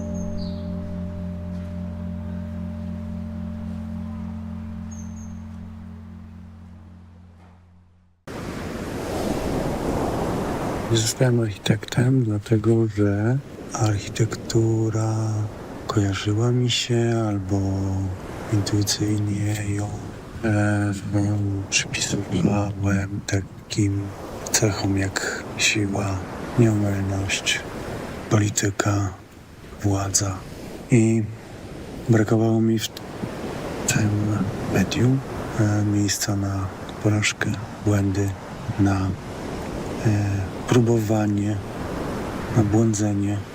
Intuicyjnie myślałem, że sztuka zapewnia, czy obsługuje oba te pojęcia, czy oba te stany ducha. Przez to jest bardziej kompletna i jest doskonalszym narzędziem. Obrazy powstają właśnie na zasadzie takiego zagospodarowywania błędów, czy wykorzystywania błędów, że nie można ich zaprojektować, zaplanować od początku do końca i że ta gra z przypadkiem i chaosem jest wpisana w proces twórczy. A dom to jest trochę moja porażka, bo do dzisiaj jeszcze nie postawiłem domu, nie zbudowałem domu, mimo wielu podjętych prób. Próbuję cały czas znaleźć miejsce i sensowną formę dla domu. Spędzam teraz zimy na pustynnej wyspie i znalazłem tutaj takie miejsce, które mógł być domem. I jest to wspaniały materiał na dom. Ma swoją historię i taką inspirującą symbolikę, bo jest to porzucona albo nieaktywna już ze względu na zmiany klimatyczne alchiba, czyli studnia. Jest to taki zbiornik retencyjny czy rezerwuar na wodę, który służył ludziom do gromadzenia sezonowych nadmiarów wody. Pozwalał im przetrwać po prostu. Więc ten dom już jest. Ta alchibę, ta budowla już zawiera dom. Dom miałby 300 metrów kwadratowych. Ma już ściany. Ściany są piękne. Nic bym z nimi nie robił. Mój znajomy architekt zaprojektował samonośny żelbetowy dach, który zostałby przykryty materiałem pustynnym, czyli piaskiem, kamieniami. W ten sposób stałby się zupełnie niewidzialny, przynajmniej dla oka satelity. Ten projekt jest z gatunku architektury utopijnej. Jak sądzę, ta budowla nie może być przekształcona w dom. No samo fantazjowanie o tym jest jakoś inspirujące i takie ciekawe. Bycie studentem architektury to nie jest jakieś zobowiązanie na całe życie, nie? Że to jest jakiś pierwszy krok. Ja bym powiedział, że nie żałuję, że spędziłem 2 lata na Politechnice, bo dzięki temu mam jakiś respekt do podstawowych praw fizyki. Nie ignoruję grawitacji, skali, ergonomii. To wszystko są cenne doświadczenia w pracowni malarskiej, czy jakiejkolwiek, bo stąpanie po ziemi nikomu nie zaszkodziło. Sztuka jest bardzo precyzyjnym językiem, jak muzyka, jak matematyka. To jest bardzo ścisły kod. Nie wymaga skupienia, trzeźwości, rzetelności. Więc Chyba nie będę się równie testował architekta. No ale prawdą jest też, że w życiu chodzi o wolność, a nie o zawód jakiś się wykonuje. I są pewnie osoby, które znajdą wolność w zawodzie architekta. Ale jestem pewien, że są ludzie, których jakaś taka struktura osobowościowa pozwala w pełni rozwinąć wszystkie talenta i skrzydła i pozycję architekta.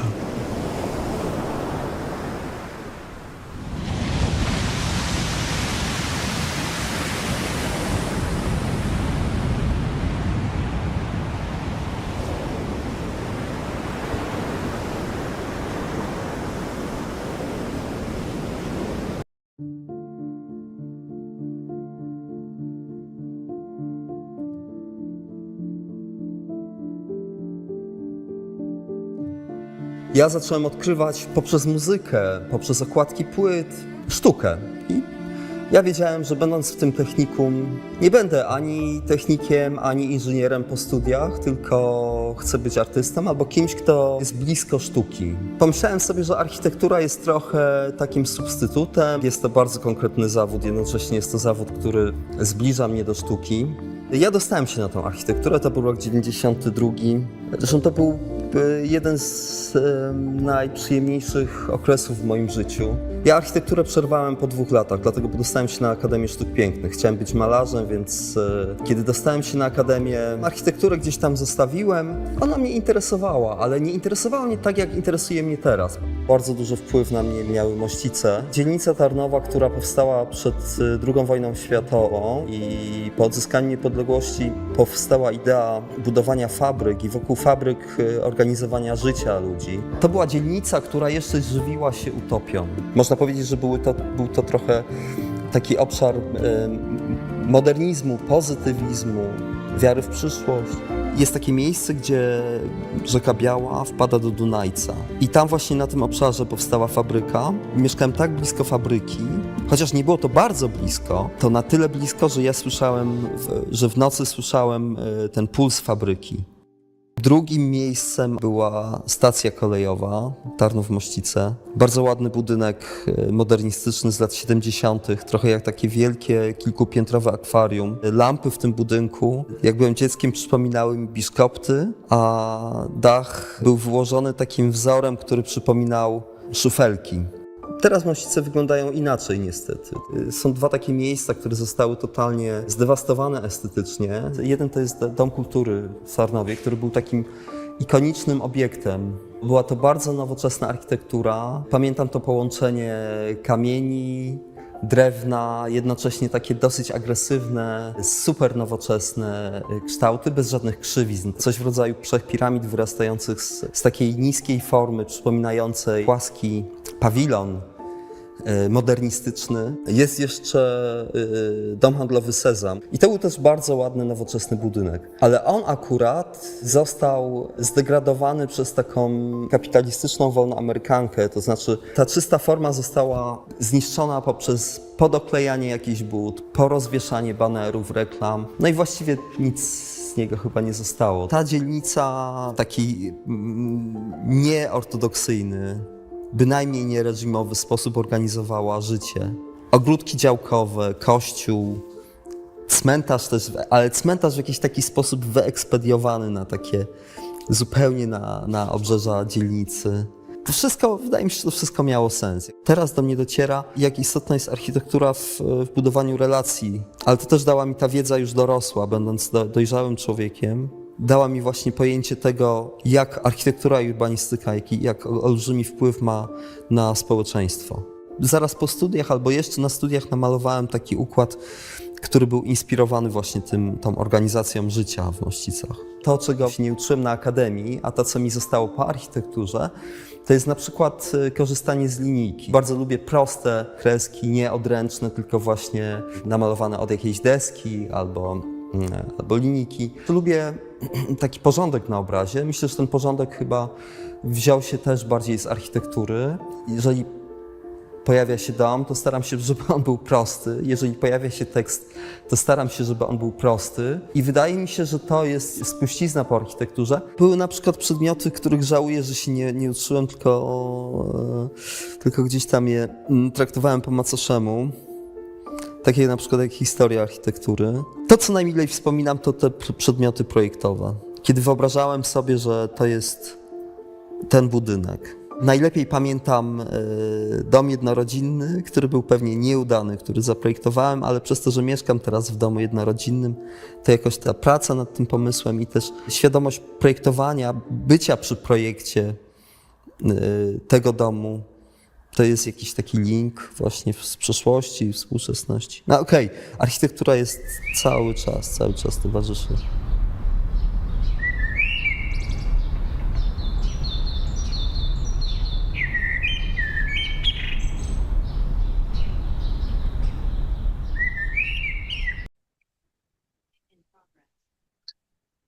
Ladies and gentlemen, let me introduce you our report. And our topic is using national tradition in modern public architecture on the example of Shanxi province.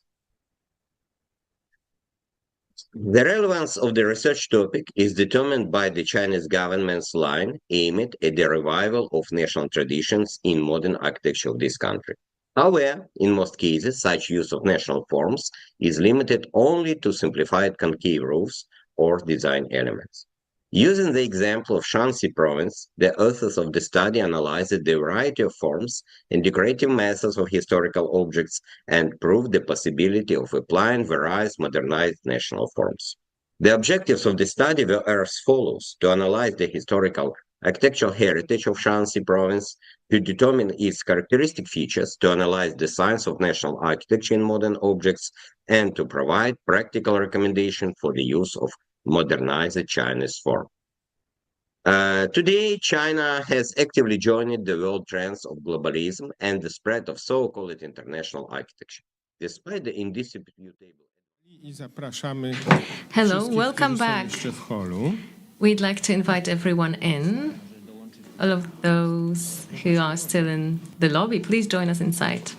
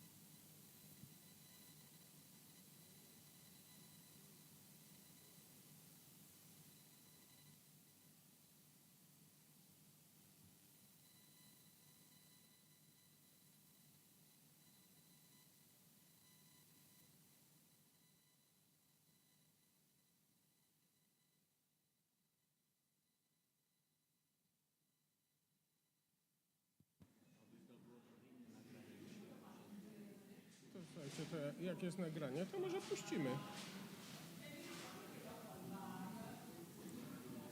Szanowni Państwo, ladies and gentlemen, we'd like to welcome you back in. It's already after the break. I'm sorry to announce that, but we're very happy to invite you to the second part of the first session. And the first presentation will also be in the form of a recording. And this will be the presentation by Federica Visconti, entitled Analogy as Technique of Virtuality for Heritage.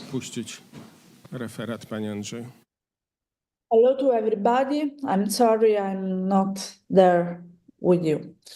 I will start with my presentation.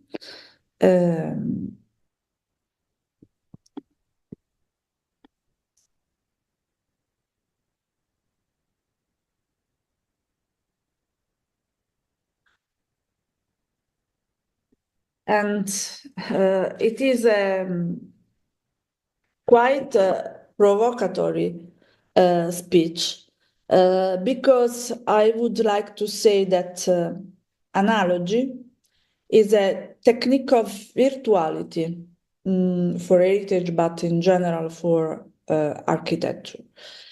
In fact, in the dictionary of language, virtual is something that is plausible in opposition to a concrete reality.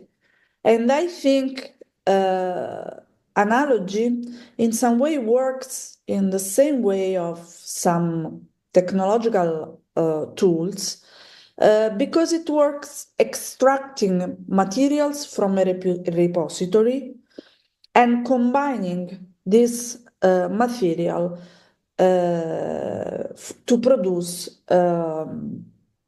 project. What is different is that the repository in this case is not a machine, but is our mind. Well, I will start with a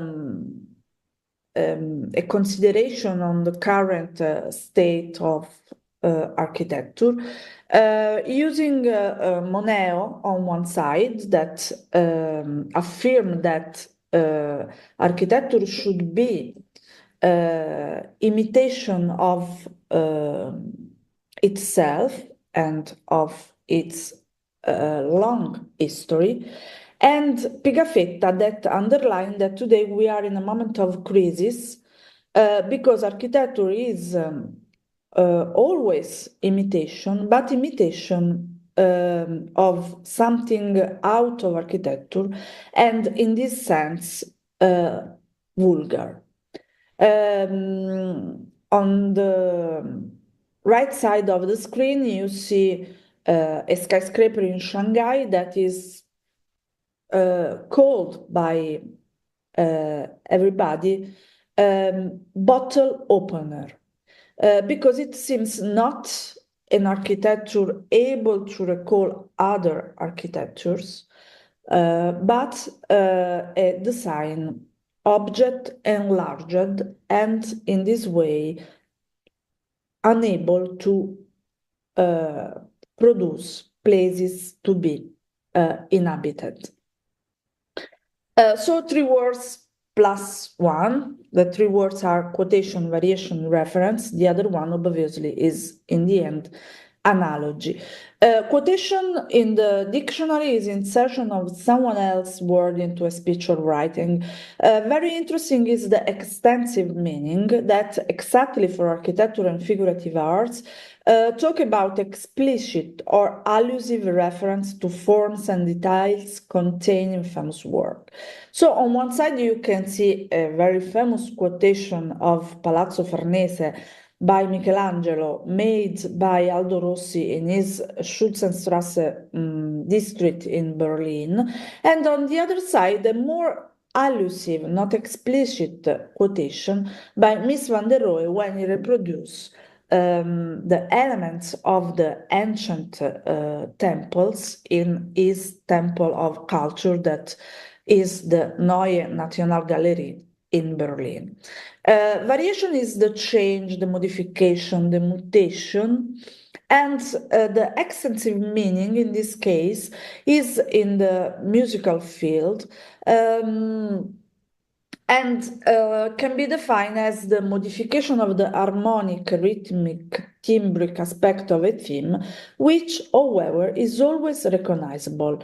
As happened when Aldo Rossi developed a project for a library in the periphery of Milan in 1989, recalling the project by Boulez, but it is also demonstrated by the collage by Francesco Venezia, titled What Architecture Is, when he moved the gallery by Mies van der Rohe from Berlin to Paestum in the Temple Valley, adding a variation of the ancient temple near the Greek temples.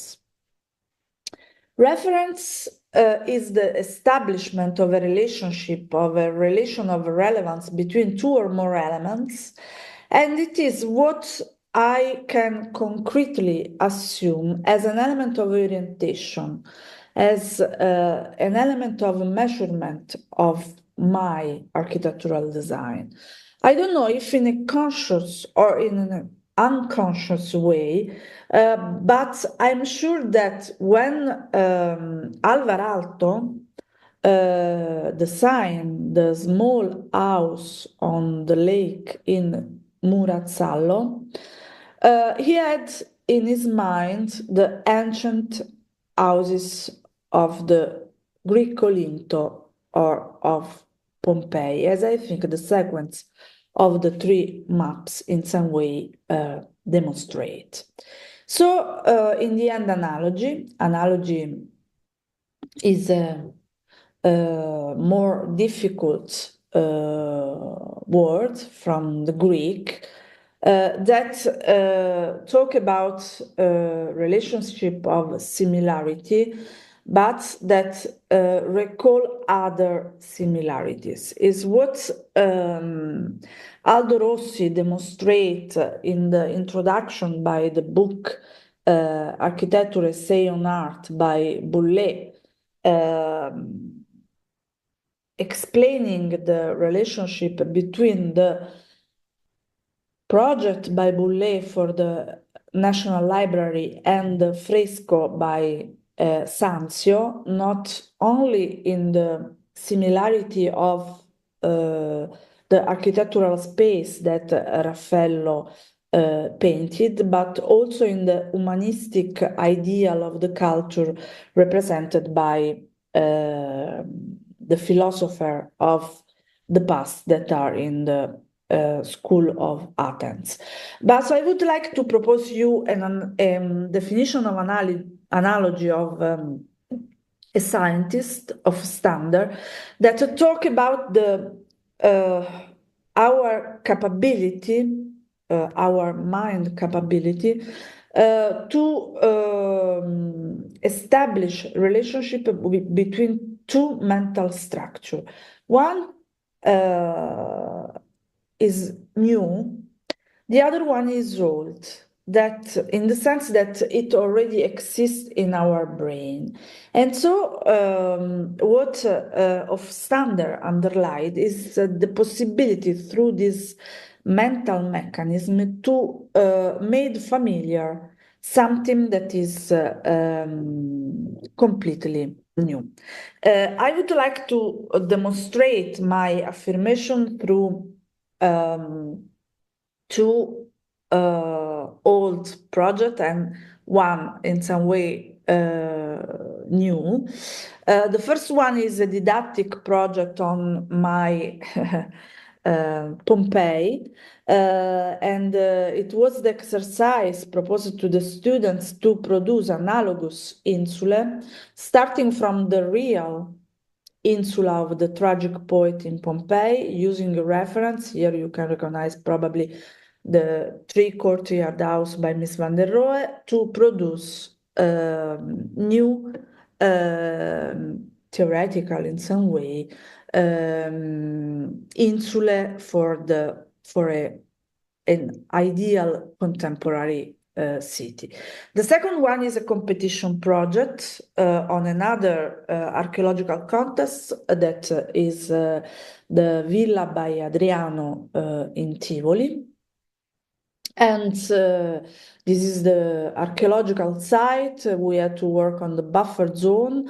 It's a very complex project, but I would like only to show two parts of the project that are the rural villa for the olive cultivation and the part of the hotels. For rural villa, we quoted Villa di Sette Finestre in Orbetello in Tuscany. That was an ancient villa because we had exactly the same problem to solve. We have a slope, and so the different enclosure based themselves on the different level of the slope, and we had an organization in different enclosure, some of them to be inhabited and some of them to be the place of cultivation. This is the reason why we use this typology to produce, from the point of view of the language, a contemporary project. And in the same way, from the hotels, we decided we didn't want isolated building in this territory, but a piece of urban fabric that evoke the ancient urban fabric of the archaeological cities. So this is working obviously on the typology of the courtyard and of the patio. And here you have an image that is a collage with a piece of our project and a piece of Pompeii in order to demonstrate this continuity. The last project is a project we worked with the students in Naples last July, working on the text Invisible Cities by Italo Calvino. University of Cracovia has been part of this project, and the professor of the university were in Naples with us, and so this is the reason why it is a pleasure to present here this project. It is the project of the Neapolitan group that in some way develop a more complex idea of analogy with different levels. The first one is the idea that in the book by Italo Calvino, some architectures are described and it is possible to design them.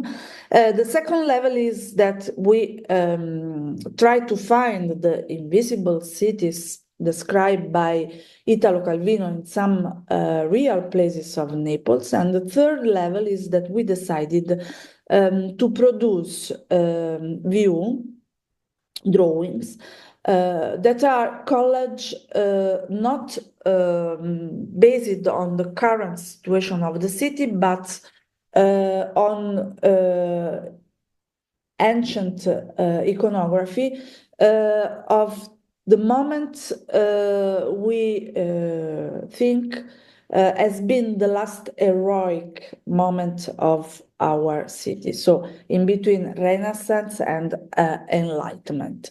So here we are in Piazza del Plebiscito, here we are in Piazza Municipio, here we are on Molo San Vincenzo in the developing the relationship between the city and the sea, evoking using in an analogical way a very famous project for the San Vincenzo piers by Aldo Rossi, and here we are in Piazza Mercato on the iconography by Micco Spadaro. I close with this image and with this quotation of Immanuel Kant because what I want to underline is that architects need to have not innocent eye to look at the things of the history of architecture in an intentional way for producing contemporary projects. And architects need to have a mind not empty, but full of knowledge of the architecture of the history. All in this way, we can agree with the philosopher Maurizio Ferraris that in a recent conference said, okay, we are not in danger in front of technology and artificial intelligence because natural intelligence is an organism and artificial intelligence is a mechanism. What is the difference? The difference is that natural intelligence is embodied, is inside a body, and the artificial intelligence is only the last powerful tool that the humankind invented. But I think we need to remember always that we need to continue to use technological tools of our contemporaneity, but also our embodied intelligence, because in some way our discipline is a way of thinking. Thank you and greetings to everybody.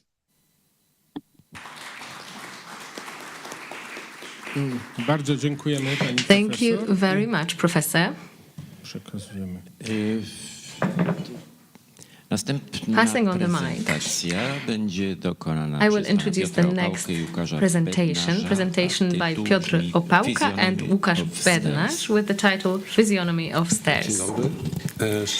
Hello. Na wstępie Hi, chciałbym good morning. serdecznie podziękować za To start możliwość with, I would like to thank you prezentacji, for the również w possibility imieniu współautora, pana to profesora be here Łukasza to give Bednarza. the presentation, also na on naszej behalf ulubionej of konferencji. Professor Łukasz Bednarz. This is our Physiognomy favorite of Stairs. conference.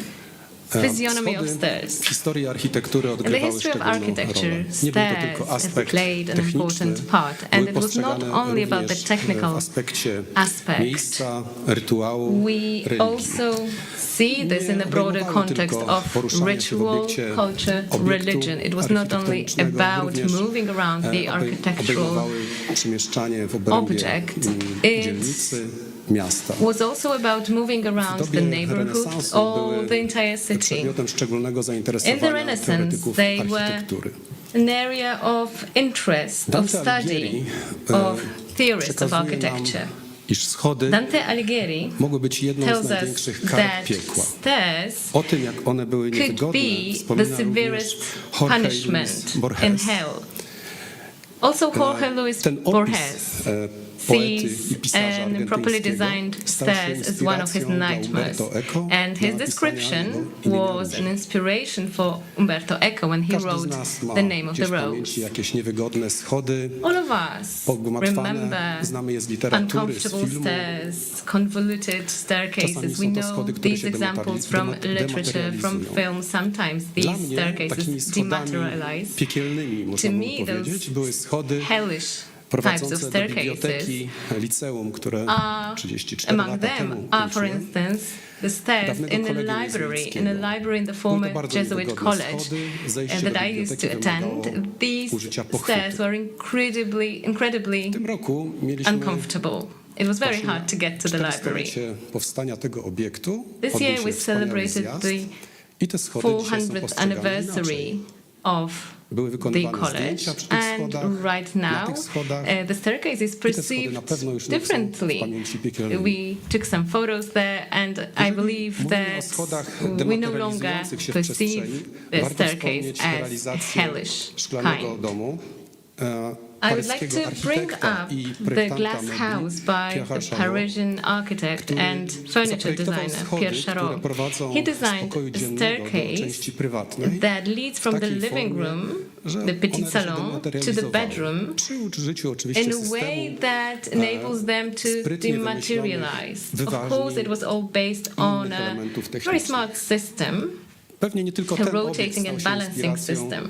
dla And I norweskich believe that i fińskich, skandynawskich this architektów. staircase was an inspiration Ciekawą for propozycją Norwegian and były schody in general znikające Scandinavian Aranatanga, architects. które And uwalniały an przestrzeń wolnej interesting kondygnacji, proposal jednocześnie here ograniczając where dostęp tanks do kondygnacji was tanks znajdującej się staircase, powyżej. disappearing W stairs. przestrzeni historycznej schody And również in mogą się w pewien historical sposób space, dematerializować. stairs Sama klatka may schodowa to przykład z Gracu, dematerialize. gdzie zejście do We have an example from podziemnej Graz części, gdzie here. znajduje się And there, teatr, going jest down, limitowany going underneath the obniżającym się ground to the dachem theater that's szklanym, located który there, w momencie, kiedy is odbywają covered się przedstawienia with teatralne, glass podnosi się. roof, and when there's a Na co performance dzień jest to downstairs, the kompozycja glass szklana, roof rzeźbiarska, can be takich raised. elementów prostopadłościennych. Ciekawą propozycją Another architektów, interesting inżynierów proposal, zajmujących się inżynierią one biomedyczną devised są by schody, które wykorzystują architects that deal akumulację with energii. biomechanics, Stopnice są, are stairs do stopnic that są accumulate podpięte energy. sprężyny,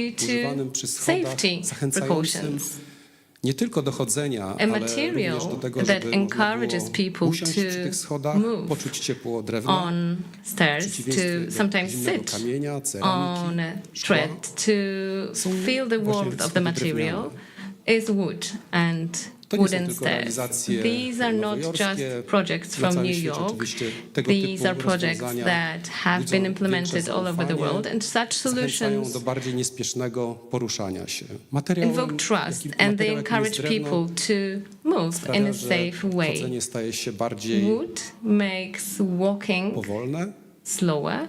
Mamy możliwość, We have the korzystając być possibility może z to poręczy, use lepszego a handrail, kontaktu and sometimes that allows us schodami. to get in Nie contact tylko. with the staircase. Dzisiaj proszę zwrócić uwagę, wchodząc do budynku, Please nie dotykamy klamki, pay attention wchodząc to do how you tegoż usually budynku, enter tylko bardzo często a building mamy schody, nowadays. mamy, Very przepraszam, often drzwi, when które są we want to automatycznie enter a otwierane. building, Coraz mniej there tego are fizycznego automatic dotyku, doors.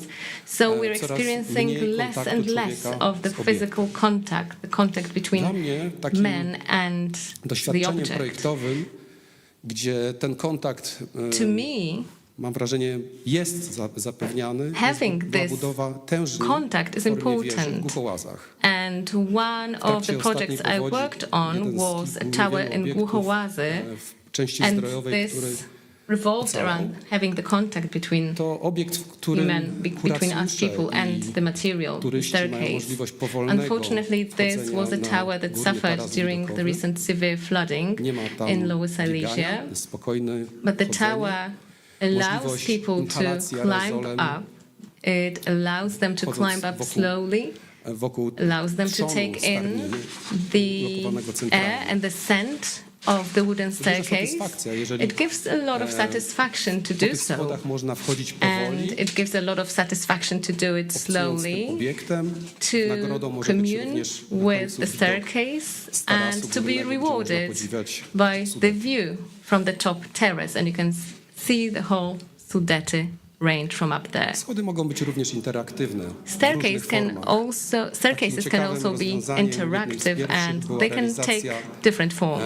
Schodów wykonanych przypominających For klawiaturę instance, fortepianu. there are piano Poruszanie się stairs, po tych and schodach moving on uruchamiało such dźwięki, staircase przez co użytkownicy makes przestrzeni a sound, mieli and you can play częściej a korzystać z tych tune schodów zamiast by schodów going up or ruchomych. going down. This encourages Te people and rozwiązania is to encourage bazują people na to połączeniu climb up the stairs światła, instead of dźwięku. using an Nie jest to escalator. jakieś szczególnie technologicznie zaawansowane rozwiązanie.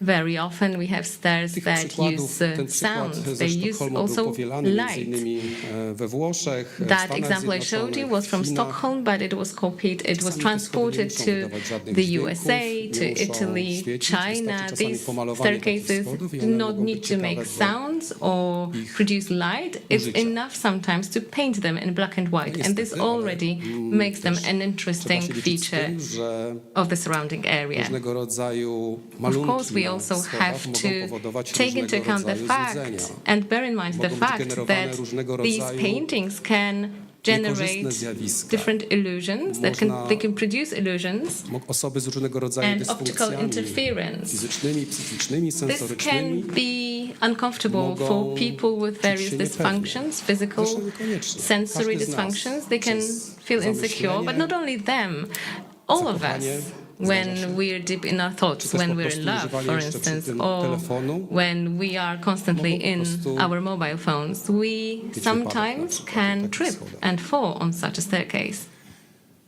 Oczywiście też znane obiekty, które There are przy also których schody famous mogą być wykonane jak najbardziej designs zaprojektowane prawidłowo, ale where otaczająca the przestrzeń staircase is może sprawiać, designed że będziemy mieli properly, różnego rodzaju everything is efekty fine, but the surrounding interferencji. space Ciekawym badaniem accounts for this optical interference. było There was an interesting była study analiza that was zdjęć, conducted. It fotografii, was an analysis prestiżowym based on an amerykańskim analysis czasopiśmie of Architectural photographs Record, published in Architectural gdzie Record. zbadano na przestrzeni And 13 lat the research zdjęcia, które były investigated prezentowane w tym photographs magazynie from a period of i 13 zdiagnozowano years, photographs na published in liście, the newspaper, in the zagrożenia, jakie magazine, mogły być generowane tutaj w takim obiekcie. with an attempt of identifying possible Nie były to, hazards. powiedzmy sobie, czysto patrząc z naszej perspektywy zagrożenia, jakie, These were not którymi mogą być perhaps zdefiniowane jako hazards odbiegające that od could be warunków defined technicznych, as jakie obowiązują w those that Polsce boil na down to the przykład. technical Ale również też conditions and wzięto pod technical uwagę specifications that are in force, for instance, in Poland. Czyli na przykład Some other to, że aspects were taken into maksymalna account. ilość, która jest u nas dopuszczana, 17 For instance, schodów a w maximum biegu, na przykład przy number zabudowie of wielorodzinnej 17 dla osób starszych threads jest po prostu in a niedopuszczalne. single run. Jest to po prostu za długi bieg. In some cases, aspektów było więcej for instance, poruszanych. nursery Tutaj homes, this is odsyłam do too many. artykułu. There are Pytanie many jest interesting takie, aspects czy polskie analyzed in the czasopisma article, and również if you're interested, please zawierają have a look at takie it. elementy, promują być And the może question is this: takie rozwiązania schodów, które whether mogą the być uznane za solutions niebezpieczne. that we Ładne, ale encounter niebezpieczne. here in our surroundings can be Przykładem może considered być pismo aesthetic, Architektura beautiful, Murator, but gdzie risky, but przeanalizowałem, dangerous.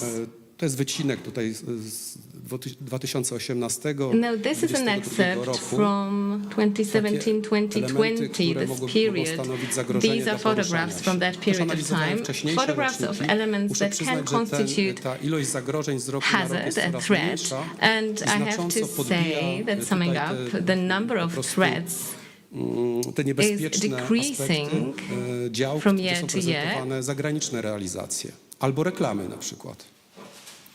Na pewno So nie jest, that's an nie ma optimistic tak dużo conclusion, tych I believe. nie ma tak There dużo are- tych There's zagrożeń, not niemniej jednak występują. as many threats Mam nadzieję, że w tym momencie as we might prenumerata expect, but architektury moja nie they're wygasła. there.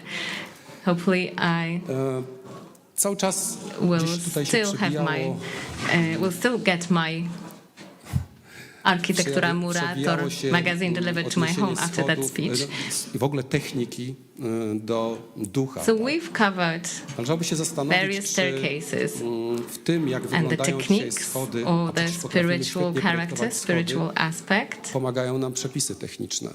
The Czy być question is może whether spełnienie some wymogów, technical regulations warunków help us in technicznych, designing przepisów technicznych jest staircases or not. niewystarczające. Maybe sometimes Na przykład w it's kontekście not tych wszystkich enough to fulfill interferencji, all those technical tego requirements. malowania schodów, Sometimes we need to oświetlenia take into dodatkowego, account things that go zjawiska beyond olśnienia that, i for tak dalej, instance, i tak optical dalej. interference, A może czasami te przepisy painting pozwalają na those to, staircases with że different colors, te whether this schody, is które safe. mają ducha, możemy zniszczyć. Maybe Czyli na przykład there are mamy regulations schody, that w obiektach, can które znajdują destroy się even the w most gminnej beautiful ewidencji zabytków, gdzie structure. chroniona jest tylko skorupa zewnętrzna, a w środku możemy robić na życzenie inwestora, co chcemy. For instance, there are places where just parts of staircases are protected, preserved, but the rest Dziękujemy bardzo. is slowly To wydaje mi się, jest deteriorating. dość Thank cenne, you. że pan zwrócił uwagę na Thank you for your speech. I think it's stosunkowo nieduży komponent very architektury, jakim important są that you schody. drew A widać, our że attention to this chyba w significant przypadku schodów architectural stopniu najwyższym component, możemy the dostrzec staircase. wkład techniki. I think that we can definitely see the input of technology in architecture on this example. And now we'd like to invite Professor Claudia Batajno from the University of Trento. Thinking architecture, words in the form of project. Please, floor is yours.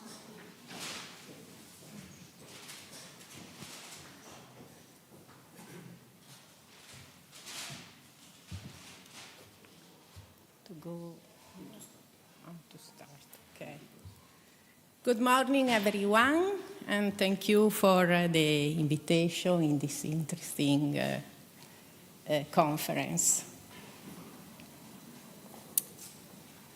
Yeah. Okay. In a conference delivered at Monaco in 1953, the question concerning technology, Heidegger argued that the essence of technology is not all technical.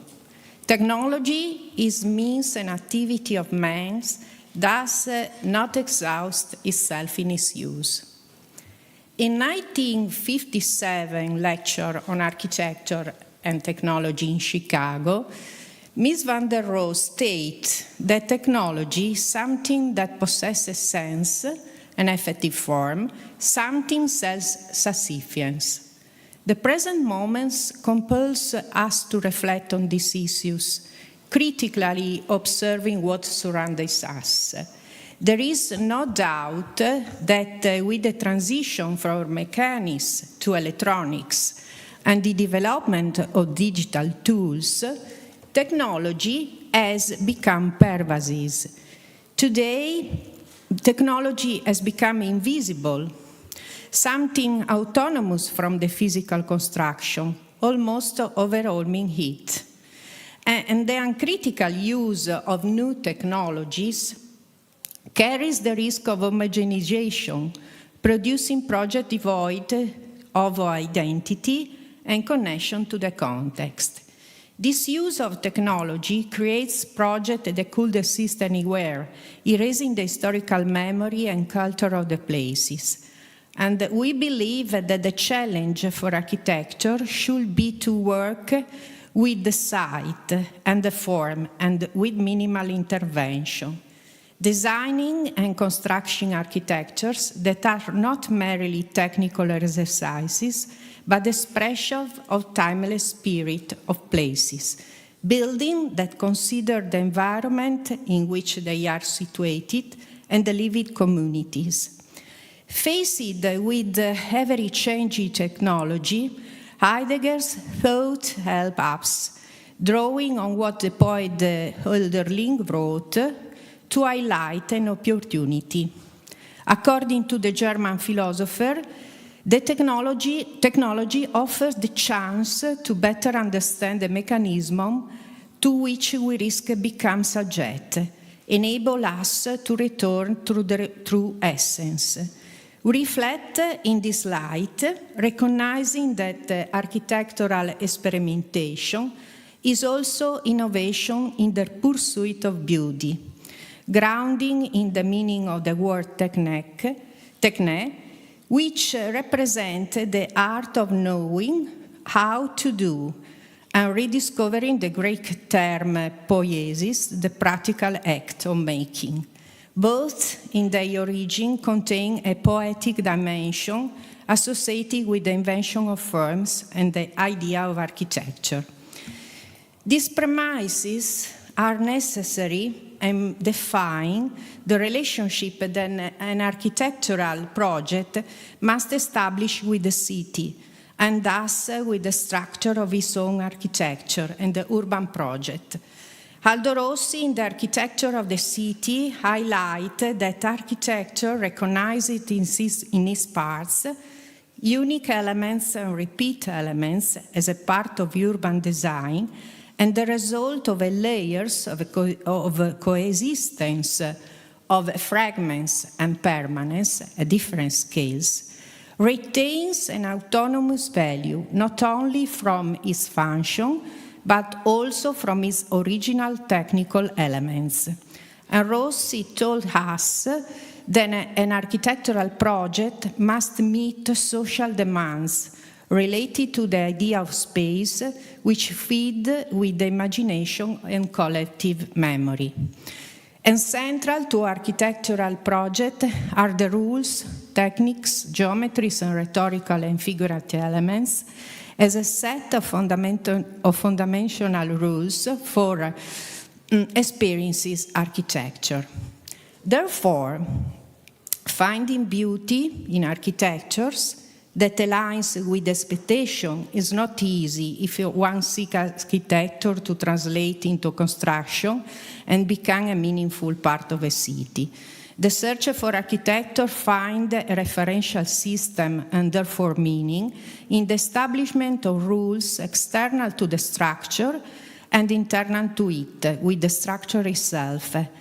For example, in the spatial combination of elements, parts of the construction, and the addition of material components.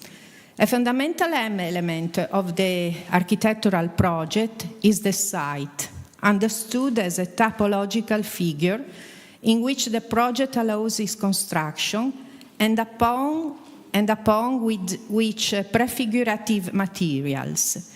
The transformation of a space into a place is possible if certain measures are employed, that is, design the scale relationship that the typological figure, the site, established between elements of the landscape, the relationship between its architecture and immediate surroundings, between physical, morphological, orographic, and urban elements that constitute the materials of the ground project. This attention shifts the positioning of points, as well as the dimension of the void and the presence of permanent object, the nature of the spatial continuity or separation, and their shape, size, and geometry. The operational capability of formal and functional architectural ties is another fundamental thing. Through a repertoire of emblematic architecture and instrumental use of collage technique. Delving into the rules that compose and construct, we can question what the existing Z-element models is an innovate and with project actions. Architecture always works through choices and operation of subtraction and addition. Therefore, the project must understand, compose, and deeply experience with the Z-element models or reference that configure the space and determine a new dimension of meaning for the site. And this is clear that if the configuration of this project is conditioned by the form of the site and the material and immaterial relationship in place, the transformation operated by the project can also be attributed to non-spatial rules, which are also prefigurative, such as the transfer of economic values and land. The ability to design with these complex rules will result in the image and overall definition of a place space within the city.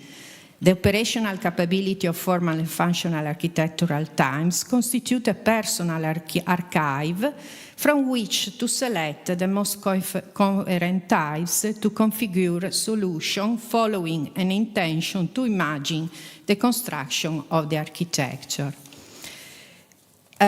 We think, above all, the relationship between form, space, and structure.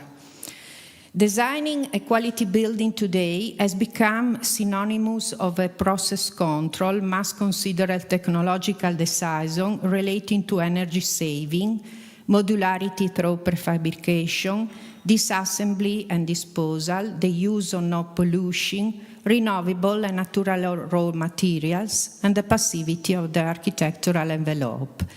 This approach to functionality often shows that the aesthetic and even ethical value of architecture is not guaranteed. We must not abandon the compositional path, which involves controlling tridimensional outcomes instead of delegating them to non-spatial operators, such as regulation and specialized skills. The power sacral of architecture is always the result of compositional design approach, addressing the categories and methods of constructing invisible materials, the perception of space, light, volume, atmosphere, the relationship between external and internal space, the threshold, the geometry as a lexicon. In other words, all compositional operation as a referential system of meaning. At this point, it is useful to revisit both the method and some project categories that are indissolubly linked to the composition. Among them, we consider compositional operation that use the category of separation. In Towards a New Architecture, Le Corbusier proposed a paradigm shift. He conceived the architectural design as a synthesis between form and technique, distinguish architectural components, such as a load-bearing element, where the structure is separating from the wall, and supported elements, like a free plane, allowing public access to the natural surface, the distinction between structure and facade, and the assembling of technical rooms and networks.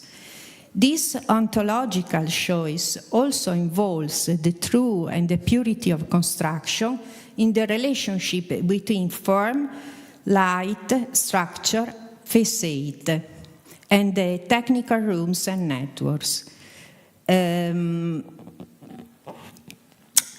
This was made possible by reinforced concrete.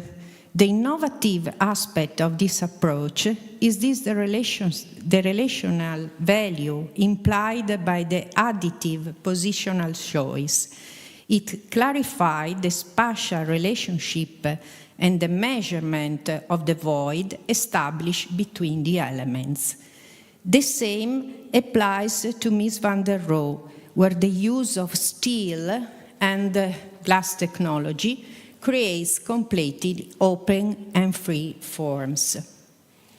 Positioning the structure inside the facade introduces a new syntax from which invention like the ribbon window on AA loggia arise, and the logic of separating elements and their additive recomposition define a new field in the discipline of the project, the nominal value of the distance between elements. This rule have not too widespread use. In the collective imagination, the typological identity coincide with the commonplace, with constructive elements based on rhetorical figure borrowed from the ancient city. Thus, common construction has provided our city with the solution based on infilling the load-bearing structure with walls. The disappearance of structure as an architectural, plastic, and spatial element has become a technical modus operandi of design, which is structural conception delegated to specialist design and only later integrated into architectural phase. But we must remember that there is a fundamental relationship between architectural and structural conception for the architectural innovation in form. We must also recognize that we are witnesses with the disappearance of architectural space increasingly occupied by technical systems. In Franco Albini and Franca Elga La Rinascente Department Store in Rome, for example, the technical systems are integrated on the same surface, shaping the horizontal floor markers. In the urban machine of Centre Pompidou by Piano and Rogers in Paris, the technical systems are expelled to the exterior facade, making the interior space open and flexible while creating a sort of technological narrative interface. In Le Corbusier l'unité d'habitation, we must acknowledge the question of form about the technical characteristic of construction, where the voice takes on the form of a solid pipe in the special volume of each individual apartment, fitting and combining with the void of the structural frameworks of beams and columns. The separation of elements and the process ideation respond to the paradigm of assembly, as opposed to the traditional construction that interpenetrate different materials. And the imagination of a component-based architecture, on the other hand, forces us to consider all the functional categories of the construction process, corresponding to the off-site preparation, rapid assemblies, and the immediate availability of new assets. The collection elements by Colas appears as a classification of evolving patterns, making abstract elements, walls, columns, frames, stairs, etc., and rhetorical elements available in design. It highlights the vast range of materials to share compositional operation, where the result do not fit a single language, but belong to the poetic of space. Among the cognitive models in architectural representation, it is legitimate to select the outcomes resulting from associative combination that currently respond to the project requirements, as well as the constructive and typological reason from the elements themselves. But everything must start from the city. Designing through composition means adhering in all aspects in construction new urban spaces that fulfill the demands of beauty. This cannot be relegated to images or gestures for their own sake, but must include, as a compositional operation, an ethic of process, and an economy of gesture, an outlook for the future of the place we live in, which is not a technical issue, but ultimately a matter of essence, and in the end, of language. Thank you very much for your attention. Thank you very much, Professor Bataino, for very interesting lecture. I think that we will discuss it during lunch, not only on this lecture, and later on after all sessions at 4:30 we have half an hour for discussion. Now, on behalf of the organizers, I would like to invite you all for lunch, and we meet here at 2:15. Teraz zapraszamy na lunch i 15 po drugiej rozpocznie się druga sesja. Bardzo dziękujemy. Thank you very much.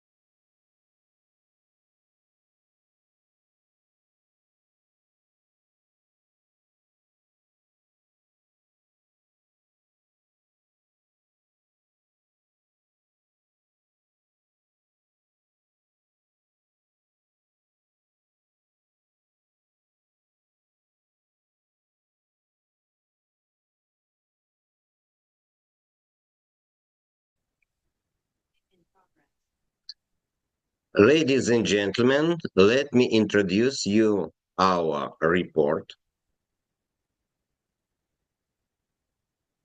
And our topic is using national tradition in modern public architecture on the example of Shanxi province. The relevance of the research topic is determined by the Chinese government's line aimed at the revival of national traditions in modern architecture of this country. However, in most cases, such use of national forms is limited only to simplified concave roofs or design elements. Using the example of Shanxi province, the authors of the study analyzed the variety of forms and decorative methods of historical objects and proved the possibility of applying various modernized national forms.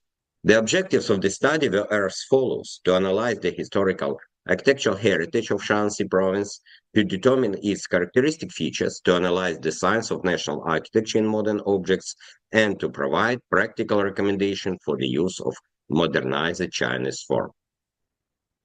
Today, China has actively joined the world trends of globalism and the spread of so-called international architecture.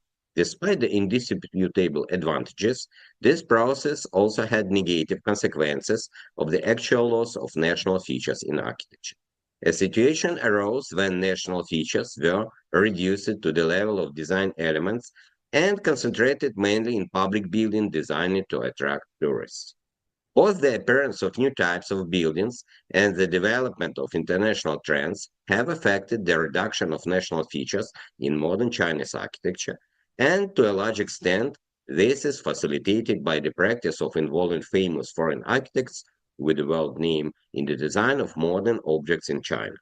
It's worth noting that similar trends take place in most developed countries, where the problem of reflecting the features of national culture in modern architecture is urgent. The analysis of modern objects in China shows that China's element present proved that such historical citation mainly occurs in such elements as the main entrance, the characteristic roofs with curved upward corners, as well as in design elements such as furniture, decorations, sculptures, and carving. The characteristic compositional and morphological features of pagoda of the Sui, Tang, and Sun period were analyzed, and the most characteristic type of pagoda of Shanxi province was formulated, which is an emphatically elongated structure completed by a four-sloped roof with a spire or a dome with a spire, mostly with square plans of the lower and upper tiers, where the angle of inclination to the central axis of the external walls varies from small to more significant, with 7 H-tiers, where the height of each is quite small but sufficient for the arrangement of semicircular or rectangular window openings in the walls, and the tiers prospectively decrease upwards both in terms of dimension in plan, so and in height. A typical pagoda of Shanxi province has an emphatically more massive lower tier with a semicircular entrance as is practically devoid of external decorations. Here we can see such types of pagodas, which are the characteristic marks of local, regional kind of China architecture.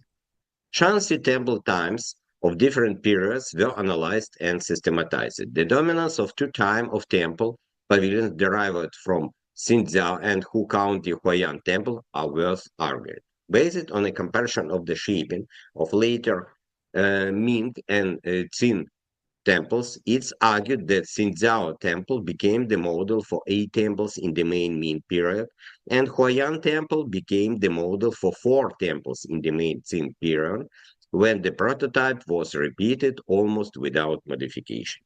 Both in the case of pagodas and in the case of temple pavilions, we can talk about a certain replication of the canonical image, including the division into certain parts, the ratio of parts, the number of tiers, the width, length ratio, etc. This proves that type of pagoda in temple was much more conservative before changes than small architectural form pavilions, where many different modifications were formed. Here we can see Xinjiang temple, and here we can see Huayan, Huguanmin Hall at Huayan temple, and we can see these characteristic features of these buildings. The ancient architecture of China differs of compositional structure and morphology of the constituent elements. Instead, in modern objects, as you can see, in modernized traditional elements, such citation often turns into eclecticism when traditional forms are combined with modernist architecture or reproduce traditional forms in modern materials and structures. The analysis of manifestation of the science of traditional Chinese architecture in the modern buildings of the city of Xi'an proved that there was a simplification of traditional forms along with the preservation of characteristic silhouettes inherent in temples, but taking into account the multi-story nature of modern public buildings. The analysis of public buildings using national motifs proves the presence of two main groups of objects. The third, with great continuity with historical objects due to a characteristic silhouette, outlines of concave roofs, sometimes multi-tiered complex detailed cornices, traditional entrances, windows, and bright polychromy. The second, with the modernization of forms, including the modernization and simplification of traditional forms through implementation in modern materials and structures. A comparative analysis of ancient Chinese architecture and modern buildings to match them according to the developed author's methodology proved that the citation of historical forms followed the path of simplification. Conclusion. The following principles of using modernized national forms in the modern architecture in Shanxi province were revealed. First, the principle of standardization of quoted historical forms, when certain generalized patterns are created in modern materials and constructions then embody Chinese national identity. A comparison of the use of national motifs in modern public buildings proves that this use followed the path of simplification of elements and decor. In some cases, national forms were stylized according to the modern building materials. Second, the principle of adaptation of historical forms to buildings with a fundamentally different functions, and therefore an architectural and planning solution which leads to the appearance of a certain effect of decoration. Compared to small-scale historical buildings, modern objects became large-scale by enlarging the articulation of facets, windows, and stylized enlarged decor in modern materials. Catering establishments use a greater number of elements associated with China, for example, red lanterns. In hotels, banks, medical facilities, universities, and offices, these elements are used more limited and restrained. The proposed recommendation for the use of modernized national forms in the modern architecture of Shanxi province are summarized as follows. Departure from the literal repetition of the existing historical plans as an accent elements in the roof without reference to the modern appearance of the building. Identification of iconic national forms, characteristics of the provinces of Shanxi and the city of Xi'an, and the modernization of these forms in modern materials and construction. Expansion of the variety of cited national elements, not limited only to typical roofs with concave upward ends, red lanterns, and fans. Use of roofs of different times based on historical samples. National features in modern architecture should not acquire the character of archaism made in modern materials and structures. In our opinion, we should move away from literal copying towards a creative reinterpretation of the historical heritage of Shanxi province when the form looks modern and at the same time contains a hint of historical objects. It can be a silhouette or details. Thank you for attention. That is all.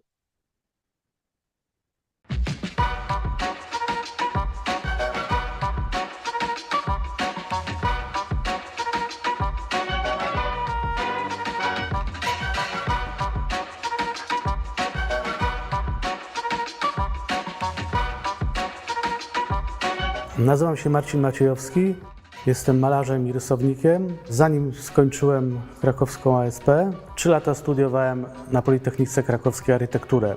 Mimo że na studiach nie przestałem interesować się architekturą, to na 3. roku podjąłem decyzję, że nie zostanę architektem. Politechnikę zamieniłem na krakowską ASP i tu chciałbym opowiedzieć, jak nie zostałem architektem, ale też chciałem opowiedzieć o polskim architekcie, którym teraz interesuję się rysunkowo. Ostatnio moja żona, oglądając jedną z moich zachowanych z Politechniki prac, projekt w formie szablonu, stwierdziła, że podświadomie już wtedy, na 2. roku, szedłem w inną stronę, nie do studia architektonicznego, tylko do galerii. Rezygnacja ze studiów była decyzją bardzo trudną i świadomie nie mogłem się długo na to zdecydować. A kontynuowanie 2 kierunków studiów stało się w pewnym momencie po prostu niemożliwe. Teraz pracuję z 2 projektami z Zamkiem Królewskim na Wawelu. Tej jesieni w komnatach królewskich będzie można zobaczyć moje 2 obrazy i wkrótce też ukaże się książka z moimi rysunkami wawelskimi. Dlaczego o tym mówię? Bo z Wawelem, a dokładnie z wawelską księgarnią, wiąże się bardzo ważna dla mnie historia. Jako student architektury trafiłem kiedyś do księgarni na Wawelu i wydając wszystkie swoje pieniądze kupiłem 2 albumy Picassa. Oglądając obrazy Picassa w tych książkach znalazłem w sobie energię do decyzji o rezygnacji z architektury i pójścia drogą artysty. W tych miesiącach zajmuję się Wawelem i opracowuję te swoje zainteresowania rysunkowo, przy czym traktuję to, co dzieje się na zamku architektonicznie i artystycznie, mimo że mamy do czynienia tam z tkanką historyczną. Jak teraz popatrzycie na katedrę wawelską, to zobaczycie wieżę, którą zaprojektował 300 lat temu Kacper Barzanka. Łatwo ją rozpoznać, bo w tym roku została opakowana w niebieskie rusztowanie. Dla mnie wygląda jak eksperymentalna, nowoczesna bryła architektoniczna. Uwielbiamy z moją żoną Patrycją oglądać ją z różnych perspektyw, jak monet katedry w Rouen. bo kolor materiału tego rusztowania zmienia się pod wpływem światła. I to wszystko jest bardzo ulotne. Sam Kacper Barzanka jest postacią interesującą i tajemniczą. I dla mnie wśród innych wawelskich tematów inspirującą. Jego dzieło, hełm wieży zegarowej Katedry Wawelskiej, góruje nad całym miastem, a dziś przez renowację możemy je zobaczyć w nowoczesnej wersji.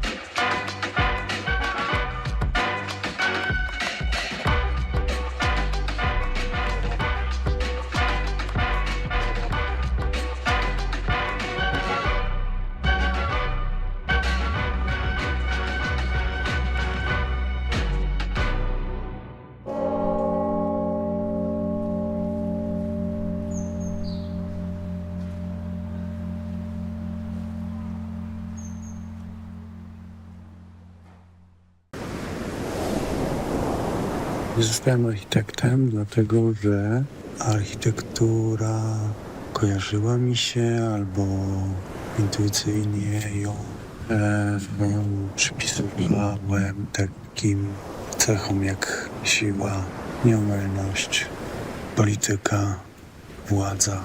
I brakowało mi w tym medium miejsca na porażkę, błędy, na próbowanie, na błądzenie. Intuicyjnie myślałem, że sztuka zapewnia, czy obsługuje oba te pojęcia, czy oba te stany ducha. Przez to jest bardziej kompletna i jest doskonalszym narzędziem. Obrazy powstają właśnie na zasadzie takiego zagospodarowywania błędów, czy wykorzystywania błędów, że nie można ich zaprojektować, zaplanować od początku do końca i że ta gra z przypadkiem i chaosem jest wpisana w proces twórczy. A dom to jest trochę moja porażka, bo do dzisiaj jeszcze nie postawiłem domu, nie zbudowałem domu, mimo wielu podjętych prób. Próbuję cały czas znaleźć miejsce i sensowną formę dla domu. Spędzam teraz zimy na pustynnej wyspie i znalazłem tutaj takie miejsce, które mógł być domem. I jest to wspaniały materiał na dom. Ma swoją historię i taką inspirującą symbolikę, bo jest to porzucona albo nieaktywna już ze względu na zmiany klimatyczne alchibę, czyli studnia. Jest to taki zbiornik retencyjny czy rezerwuar na wodę, który służył ludziom do gromadzenia sezonowych nadmiarów wody. Pozwalał im przetrwać po prostu. Więc ten dom już jest. Ta alchibę, ta budowla już zawiera dom. Dom miałby 300 metrów kwadratowych. Ma już ściany. Ściany są piękne. Nic bym z nimi nie robił. Mój znajomy architekt zaprojektował samonośny żelbetowy dach, który zostałby przykryty materiałem pustynnym, czyli piaskiem, kamieniami.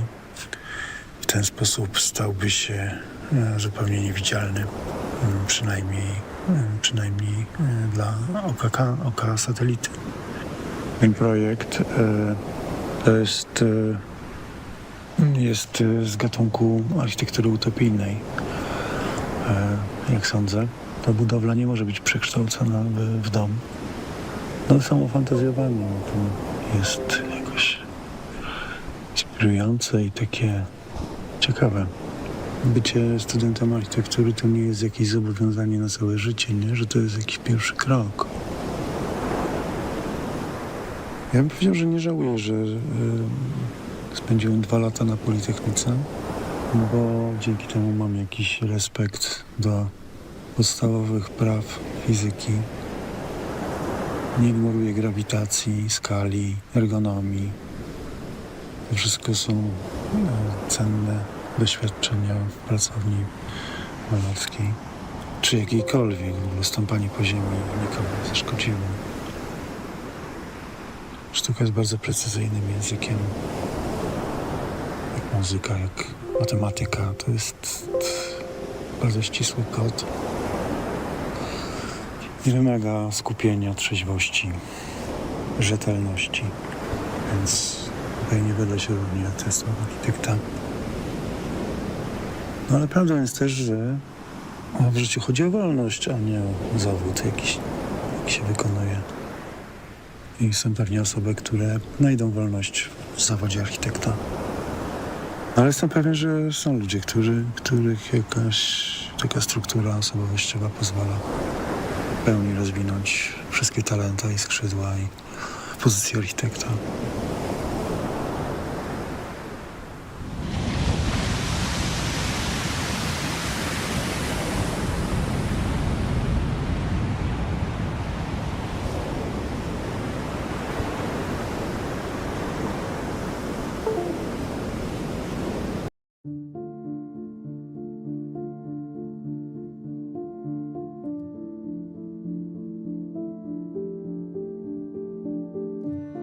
Ja zacząłem odkrywać poprzez muzykę, poprzez okładki płyt, sztukę.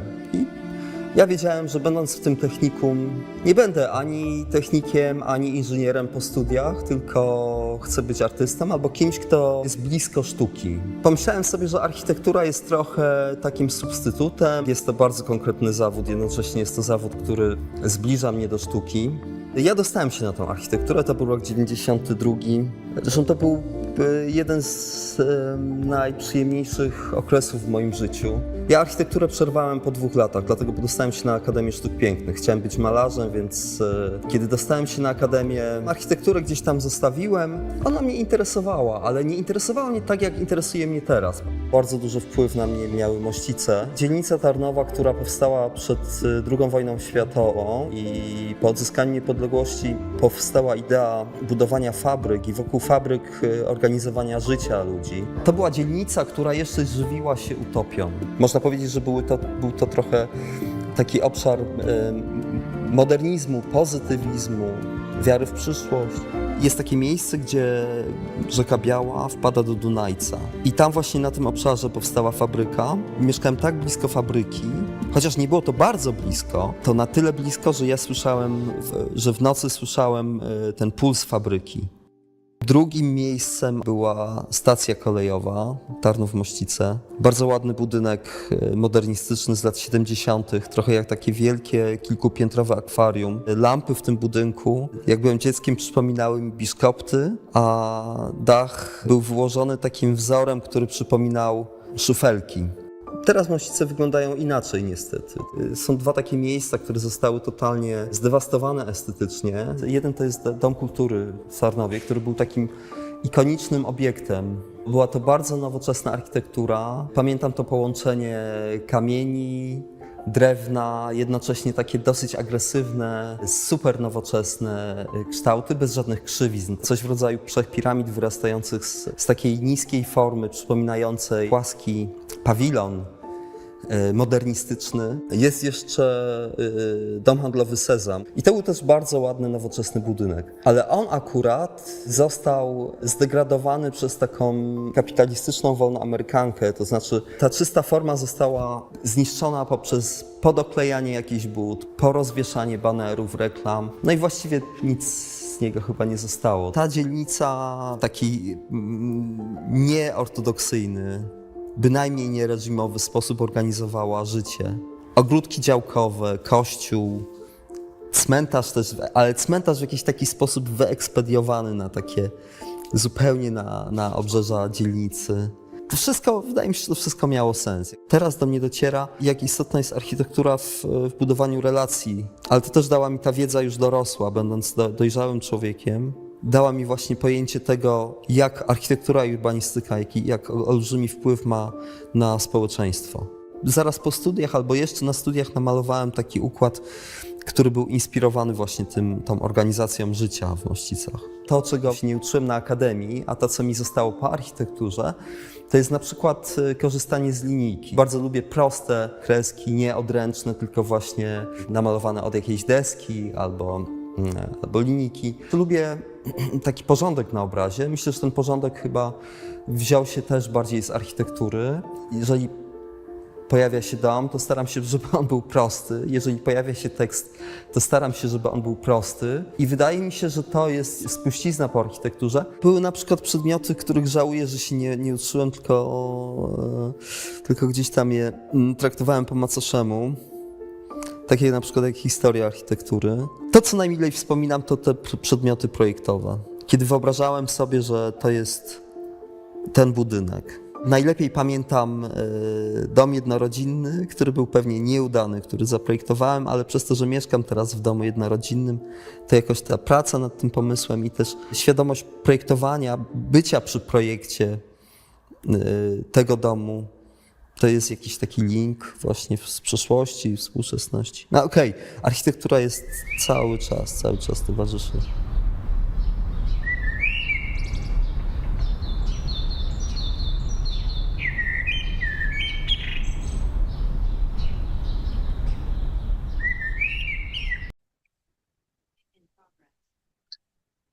Ladies and gentlemen, let me introduce you our report. And our topic is using national tradition in modern public architecture on the example of Shanxi province. The relevance of the research topic is determined by the Chinese government's line aimed at the revival of national traditions in modern architecture of this country. However, in most cases, such use of national forms is limited only to simplified concave roofs or design elements. Using the example of Shanxi province, the authors of the study analyzed the variety of forms and decorative methods of historical objects and proved the possibility of applying various modernized national forms. The objectives of the study were as follows: to analyze the historical architectural heritage of Shanxi province, to determine its characteristic features, to analyze the science of national architecture in modern objects, and to provide practical recommendations for the use of modernized Chinese form. Today, China has actively joined the world trends of globalism and the spread of so-called international architecture. Despite the indisputable advantages, this process also had negative consequences of the actual loss of national features in architecture. A situation arose when national features were reduced to the level of design elements and concentrated mainly in public building designed to attract tourists.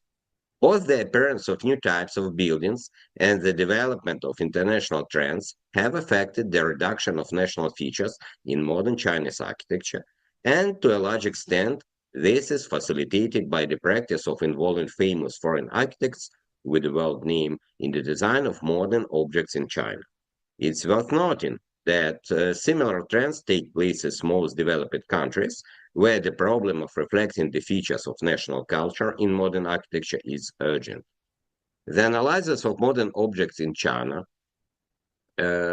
shows that China's element present proved that such historical citation mainly occurs in such elements as the main entrance, the characteristic roofs with curved upward corners, as well as in design elements such as furniture, decorations, sculptures, and carving.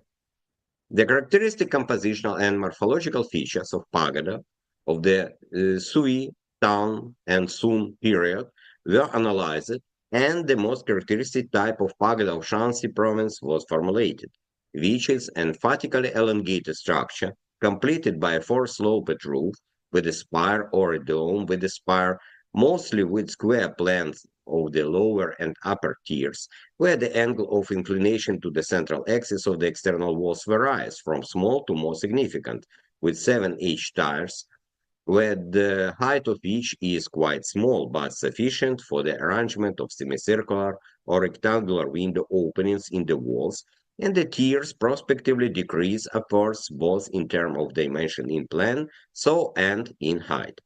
A typical pagoda of Shanxi province has an emphatically more massive lower tier with a semicircular entrance as is practically devoid of external decorations. Here we can see such types of pagodas, which are the characteristic marks of local, regional kind of China architecture.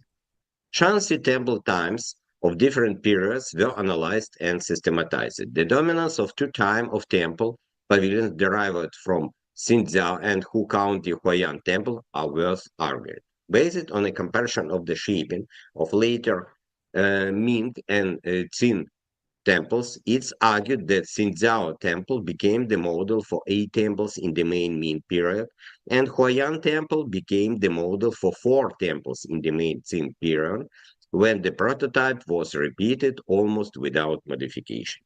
Both in the case of pagodas and in the case of temple pavilions, we can talk about a certain replication of the canonical image, including the division into certain parts, the ratio of parts, the number of tiers, the width, length, ratio, etc. This proves that type of pagoda in temple was much more conservative before changes than small architectural form pavilions, where many different modifications were formed. Here we can see Xinjiang Temple, and here we can see Huayan, Huguanmin Hall at Huayan Temple. And we can see these characteristic features of these buildings. The ancient architecture of China differs of compositional structure and morphology of the constituent elements. Instead, in modern objects, as you can see, in modernized traditional elements, such citation often turns into eclecticism when traditional forms are combined with modernist architecture or reproduce traditional forms in modern materials and structures. The analysis of manifestation of the science of traditional Chinese architecture in the modern buildings of the city of Xi'an proved that there was a simplification of traditional forms along with the preservation of characteristic silhouettes inherent in temples, but taking into account the multi-story nature of modern public buildings. The analysis of public buildings using national motifs proves the presence of two main groups of objects. The third, with great continuity with historical objects due to a characteristic silhouette, outlines of concave roofs, sometimes multi-tiered, complex, detailed cornices, traditional entrances, windows, and bright polychromy. The second, with the modernization of forms, including the modernization and simplification of traditional forms through implementation in modern materials and structures. A comparative analysis of ancient Chinese architecture and modern buildings to match them according to the developed author's methodology proved that the citation of historical forms followed the path of simplification. Conclusion. The following principles of using modernized national forms in the modern architecture in Shanxi province were revealed. First, the principle of standardization of quoted historical forms, when certain generalized patterns are created in modern materials and constructions then embody Chinese national identity. A comparison of the use of national motifs in modern public buildings proves that this use followed the path of simplification of elements and decor. In some cases, national forms were stylized according to the modern building materials. Second, the principle of adaptation of historical forms to buildings with fundamentally different functions, and therefore an architectural and planning solution which leads to the appearance of a certain effect of decoration. Compared to small-scale historical buildings, modern objects became large-scale by enlarging the articulation of facets, windows, and stylized enlarged decor in modern materials. Catering establishments use a greater number of elements associated with China, for example, red lanterns. In hotels, banks, medical facilities, universities, and offices, these elements are used more limited and restrained. The proposed recommendation for the use of modernized national forms in the modern architecture of Shanxi province are summarized as follows. Departure from the literal repetition of the existing historical plans as an accent elements in the roof without reference to the modern appearance of the building. Identification of iconic national forms, characteristics of the provinces of Shanxi and the city of Xi'an, and the modernization of these forms in modern materials and construction. Expansion of the variety of cited national elements, not limited only to typical roofs with concave upward ends, red lanterns, and fans. Use of roofs of different times based on historical samples. National features in modern architecture should not acquire the character of archaism made in modern materials and structures. In our opinion, we should move away from literal copying towards a creative reinterpretation of the historical heritage of Shanxi province when the form looks modern and at the same time contains a hint of historical objects. It can be a silhouette or details. Thank you for attention. That is all.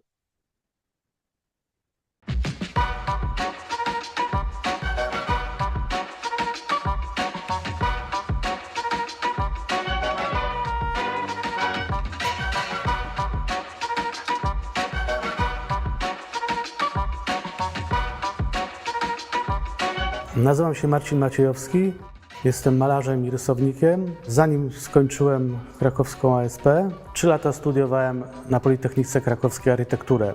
Mimo że na studiach nie przestałem interesować się architekturą, to na 3. roku podjąłem decyzję, że nie zostanę architektem. Politechnikę zamieniłem na krakowską ASP i tu chciałbym opowiedzieć, jak nie zostałem architektem, ale też chciałem opowiedzieć o polskim architekcie, którym teraz interesuję się rysunkowo.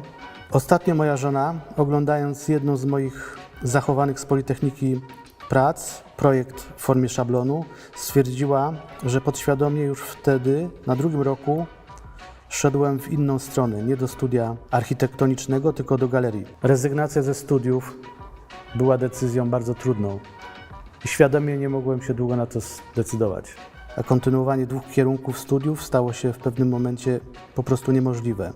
Teraz pracuję z 2 projektami z Zamkiem Królewskim na Wawelu. Tej jesieni w komnatach królewskich będzie można zobaczyć moje 2 obrazy i wkrótce też ukaże się książka z moimi rysunkami wawelskimi. Dlaczego o tym mówię? Bo z Wawelem, a dokładnie z wawelską księgarnią, wiąże się bardzo ważna dla mnie historia. Jako student architektury trafiłem kiedyś do księgarni na Wawelu i wydając wszystkie swoje pieniądze kupiłem 2 albumy Picassa. Oglądając obrazy Picassa w tych książkach znalazłem w sobie energię do decyzji o rezygnacji z architektury i pójścia drogą artysty. W tych miesiącach zajmuję się Wawelem i opracowuję te swoje zainteresowania rysunkowo, przy czym traktuję to, co dzieje się na zamku architektonicznie i artystycznie, mimo że mamy do czynienia tam z tkanką historyczną. Jak teraz popatrzycie na katedrę wawelską, to zobaczycie wieżę, którą zaprojektował 300 lat temu Kacper Barzanka. Łatwo ją rozpoznać, bo w tym roku została opakowana w niebieskie rusztowanie. Dla mnie wygląda jak eksperymentalna, nowoczesna bryła architektoniczna.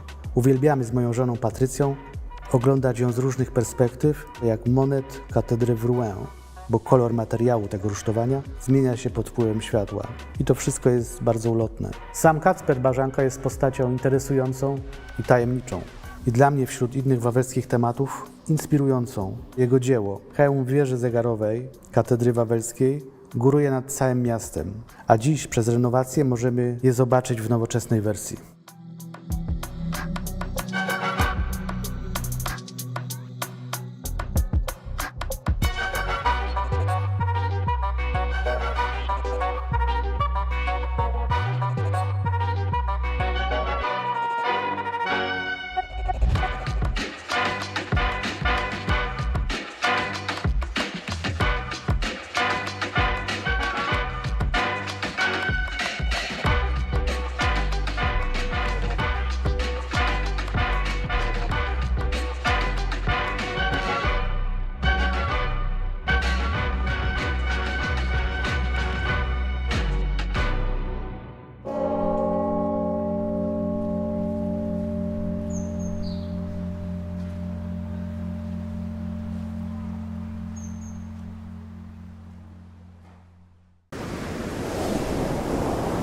Zostałem architektem, dlatego że architektura kojarzyła mi się albo intuicyjnie ją przypisywałem takim cechom jak siła, nieomylność, polityka, władza. I brakowało mi w tym medium miejsca na porażkę, błędy, na próbowanie, na błądzenie, Intuicyjnie myślałem, że sztuka zapewnia, czy obsługuje oba te pojęcia, czy oba te stany ducha. Przez to jest bardziej kompletna i jest doskonalszym narzędziem. Obrazy powstają właśnie na zasadzie takiego zagospodarowywania błędów, czy wykorzystywania błędów, że nie można ich zaprojektować, zaplanować od początku do końca i że ta gra z przypadkiem i chaosem jest wpisana w proces twórczy. A dom to jest trochę moja porażka, bo do dzisiaj jeszcze nie postawiłem domu, nie zbudowałem domu, mimo wielu podjętych prób. Próbuję cały czas znaleźć miejsce i sensowną formę dla domu. Spędzam teraz zimy na pustynnej wyspie i znalazłem tutaj takie miejsce, które mógł być domem. I jest to wspaniały materiał na dom. Ma swoją historię i taką inspirującą symbolikę, bo jest to porzucona albo nieaktywna już ze względu na zmiany klimatyczne alchibę, czyli studnia. Jest to taki zbiornik retencyjny czy rezerwuar na wodę, który służył ludziom do gromadzenia sezonowych nadmiarów wody. Pozwalał im przetrwać po prostu. Więc ten dom już jest. Ta alchibę, ta budowla już zawiera dom. Dom miałby 300 metrów kwadratowych. Ma już ściany. Ściany są piękne. Nic bym z nimi nie robił. Mój znajomy architekt zaprojektował samonośny żelbetowy dach, który zostałby przykryty materiałem pustynnym, czyli piaskiem, kamieniami. W ten sposób stałby się zupełnie niewidzialny, przynajmniej dla oka satelity. Ten projekt jest z gatunku architektury utopijnej.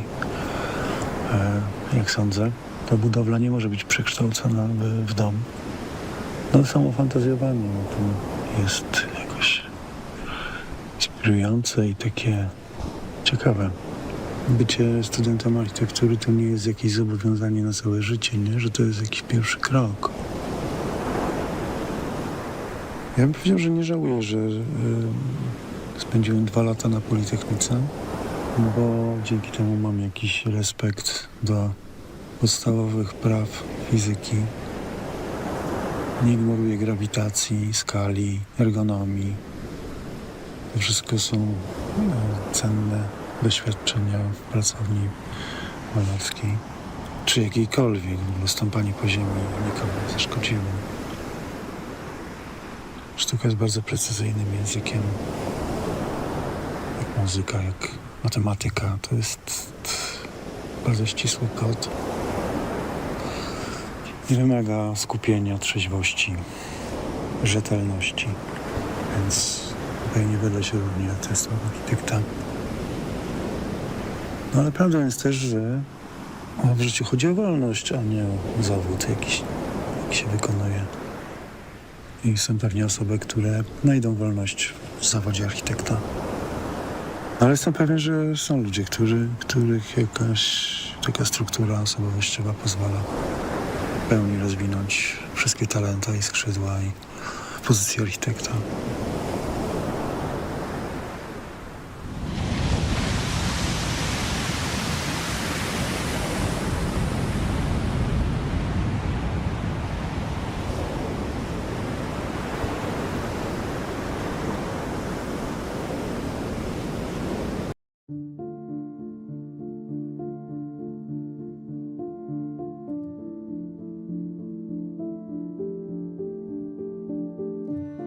Ja zacząłem odkrywać poprzez muzykę, poprzez okładki płyt, sztukę.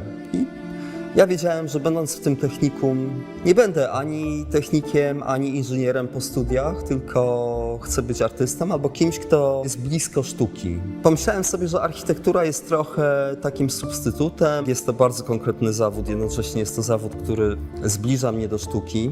Ja dostałem się na tą architekturę, to był rok 92.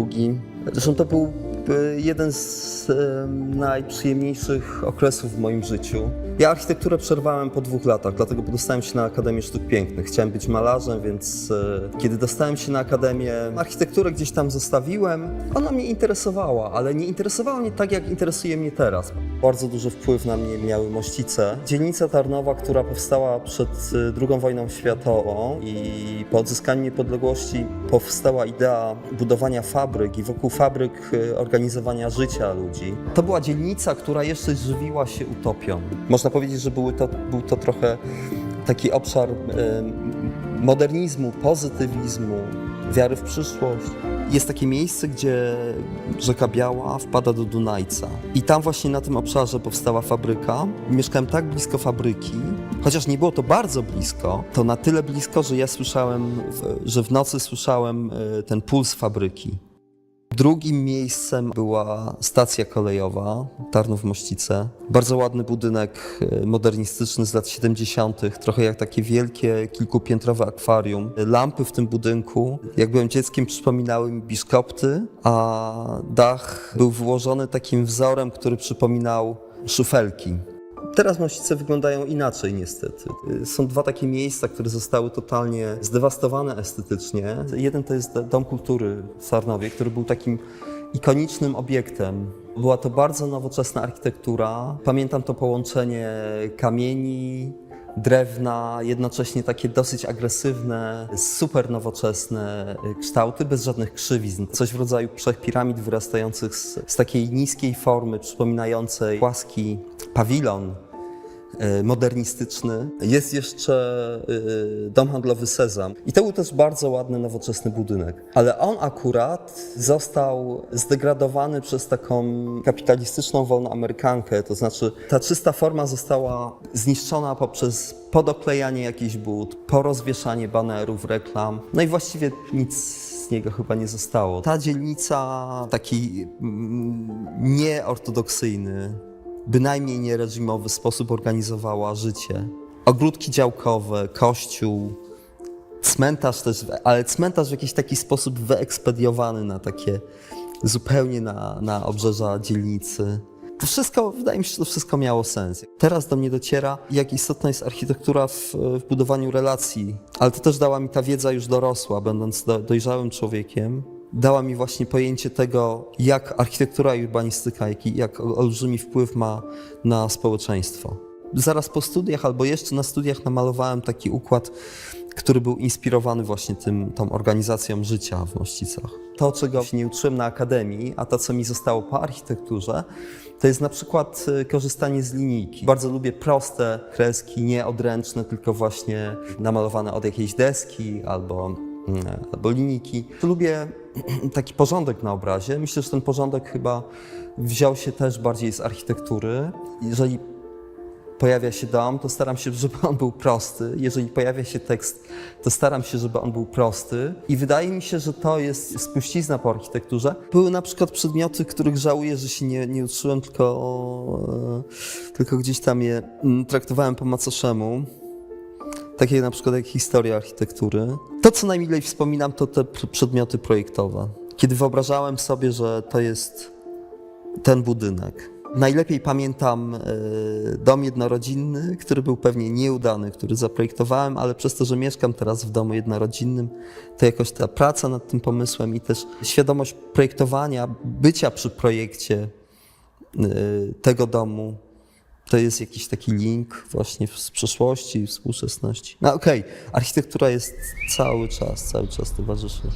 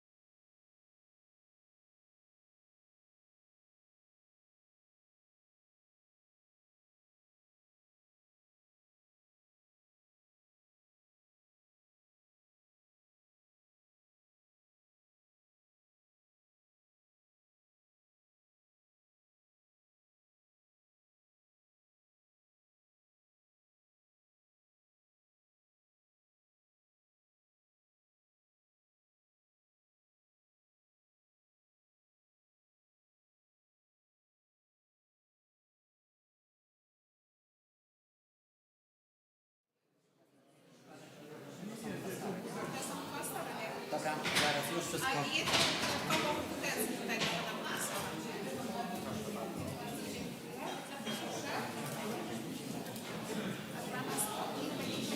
już, tu jest jeszcze. Bo rozumiem, że to jest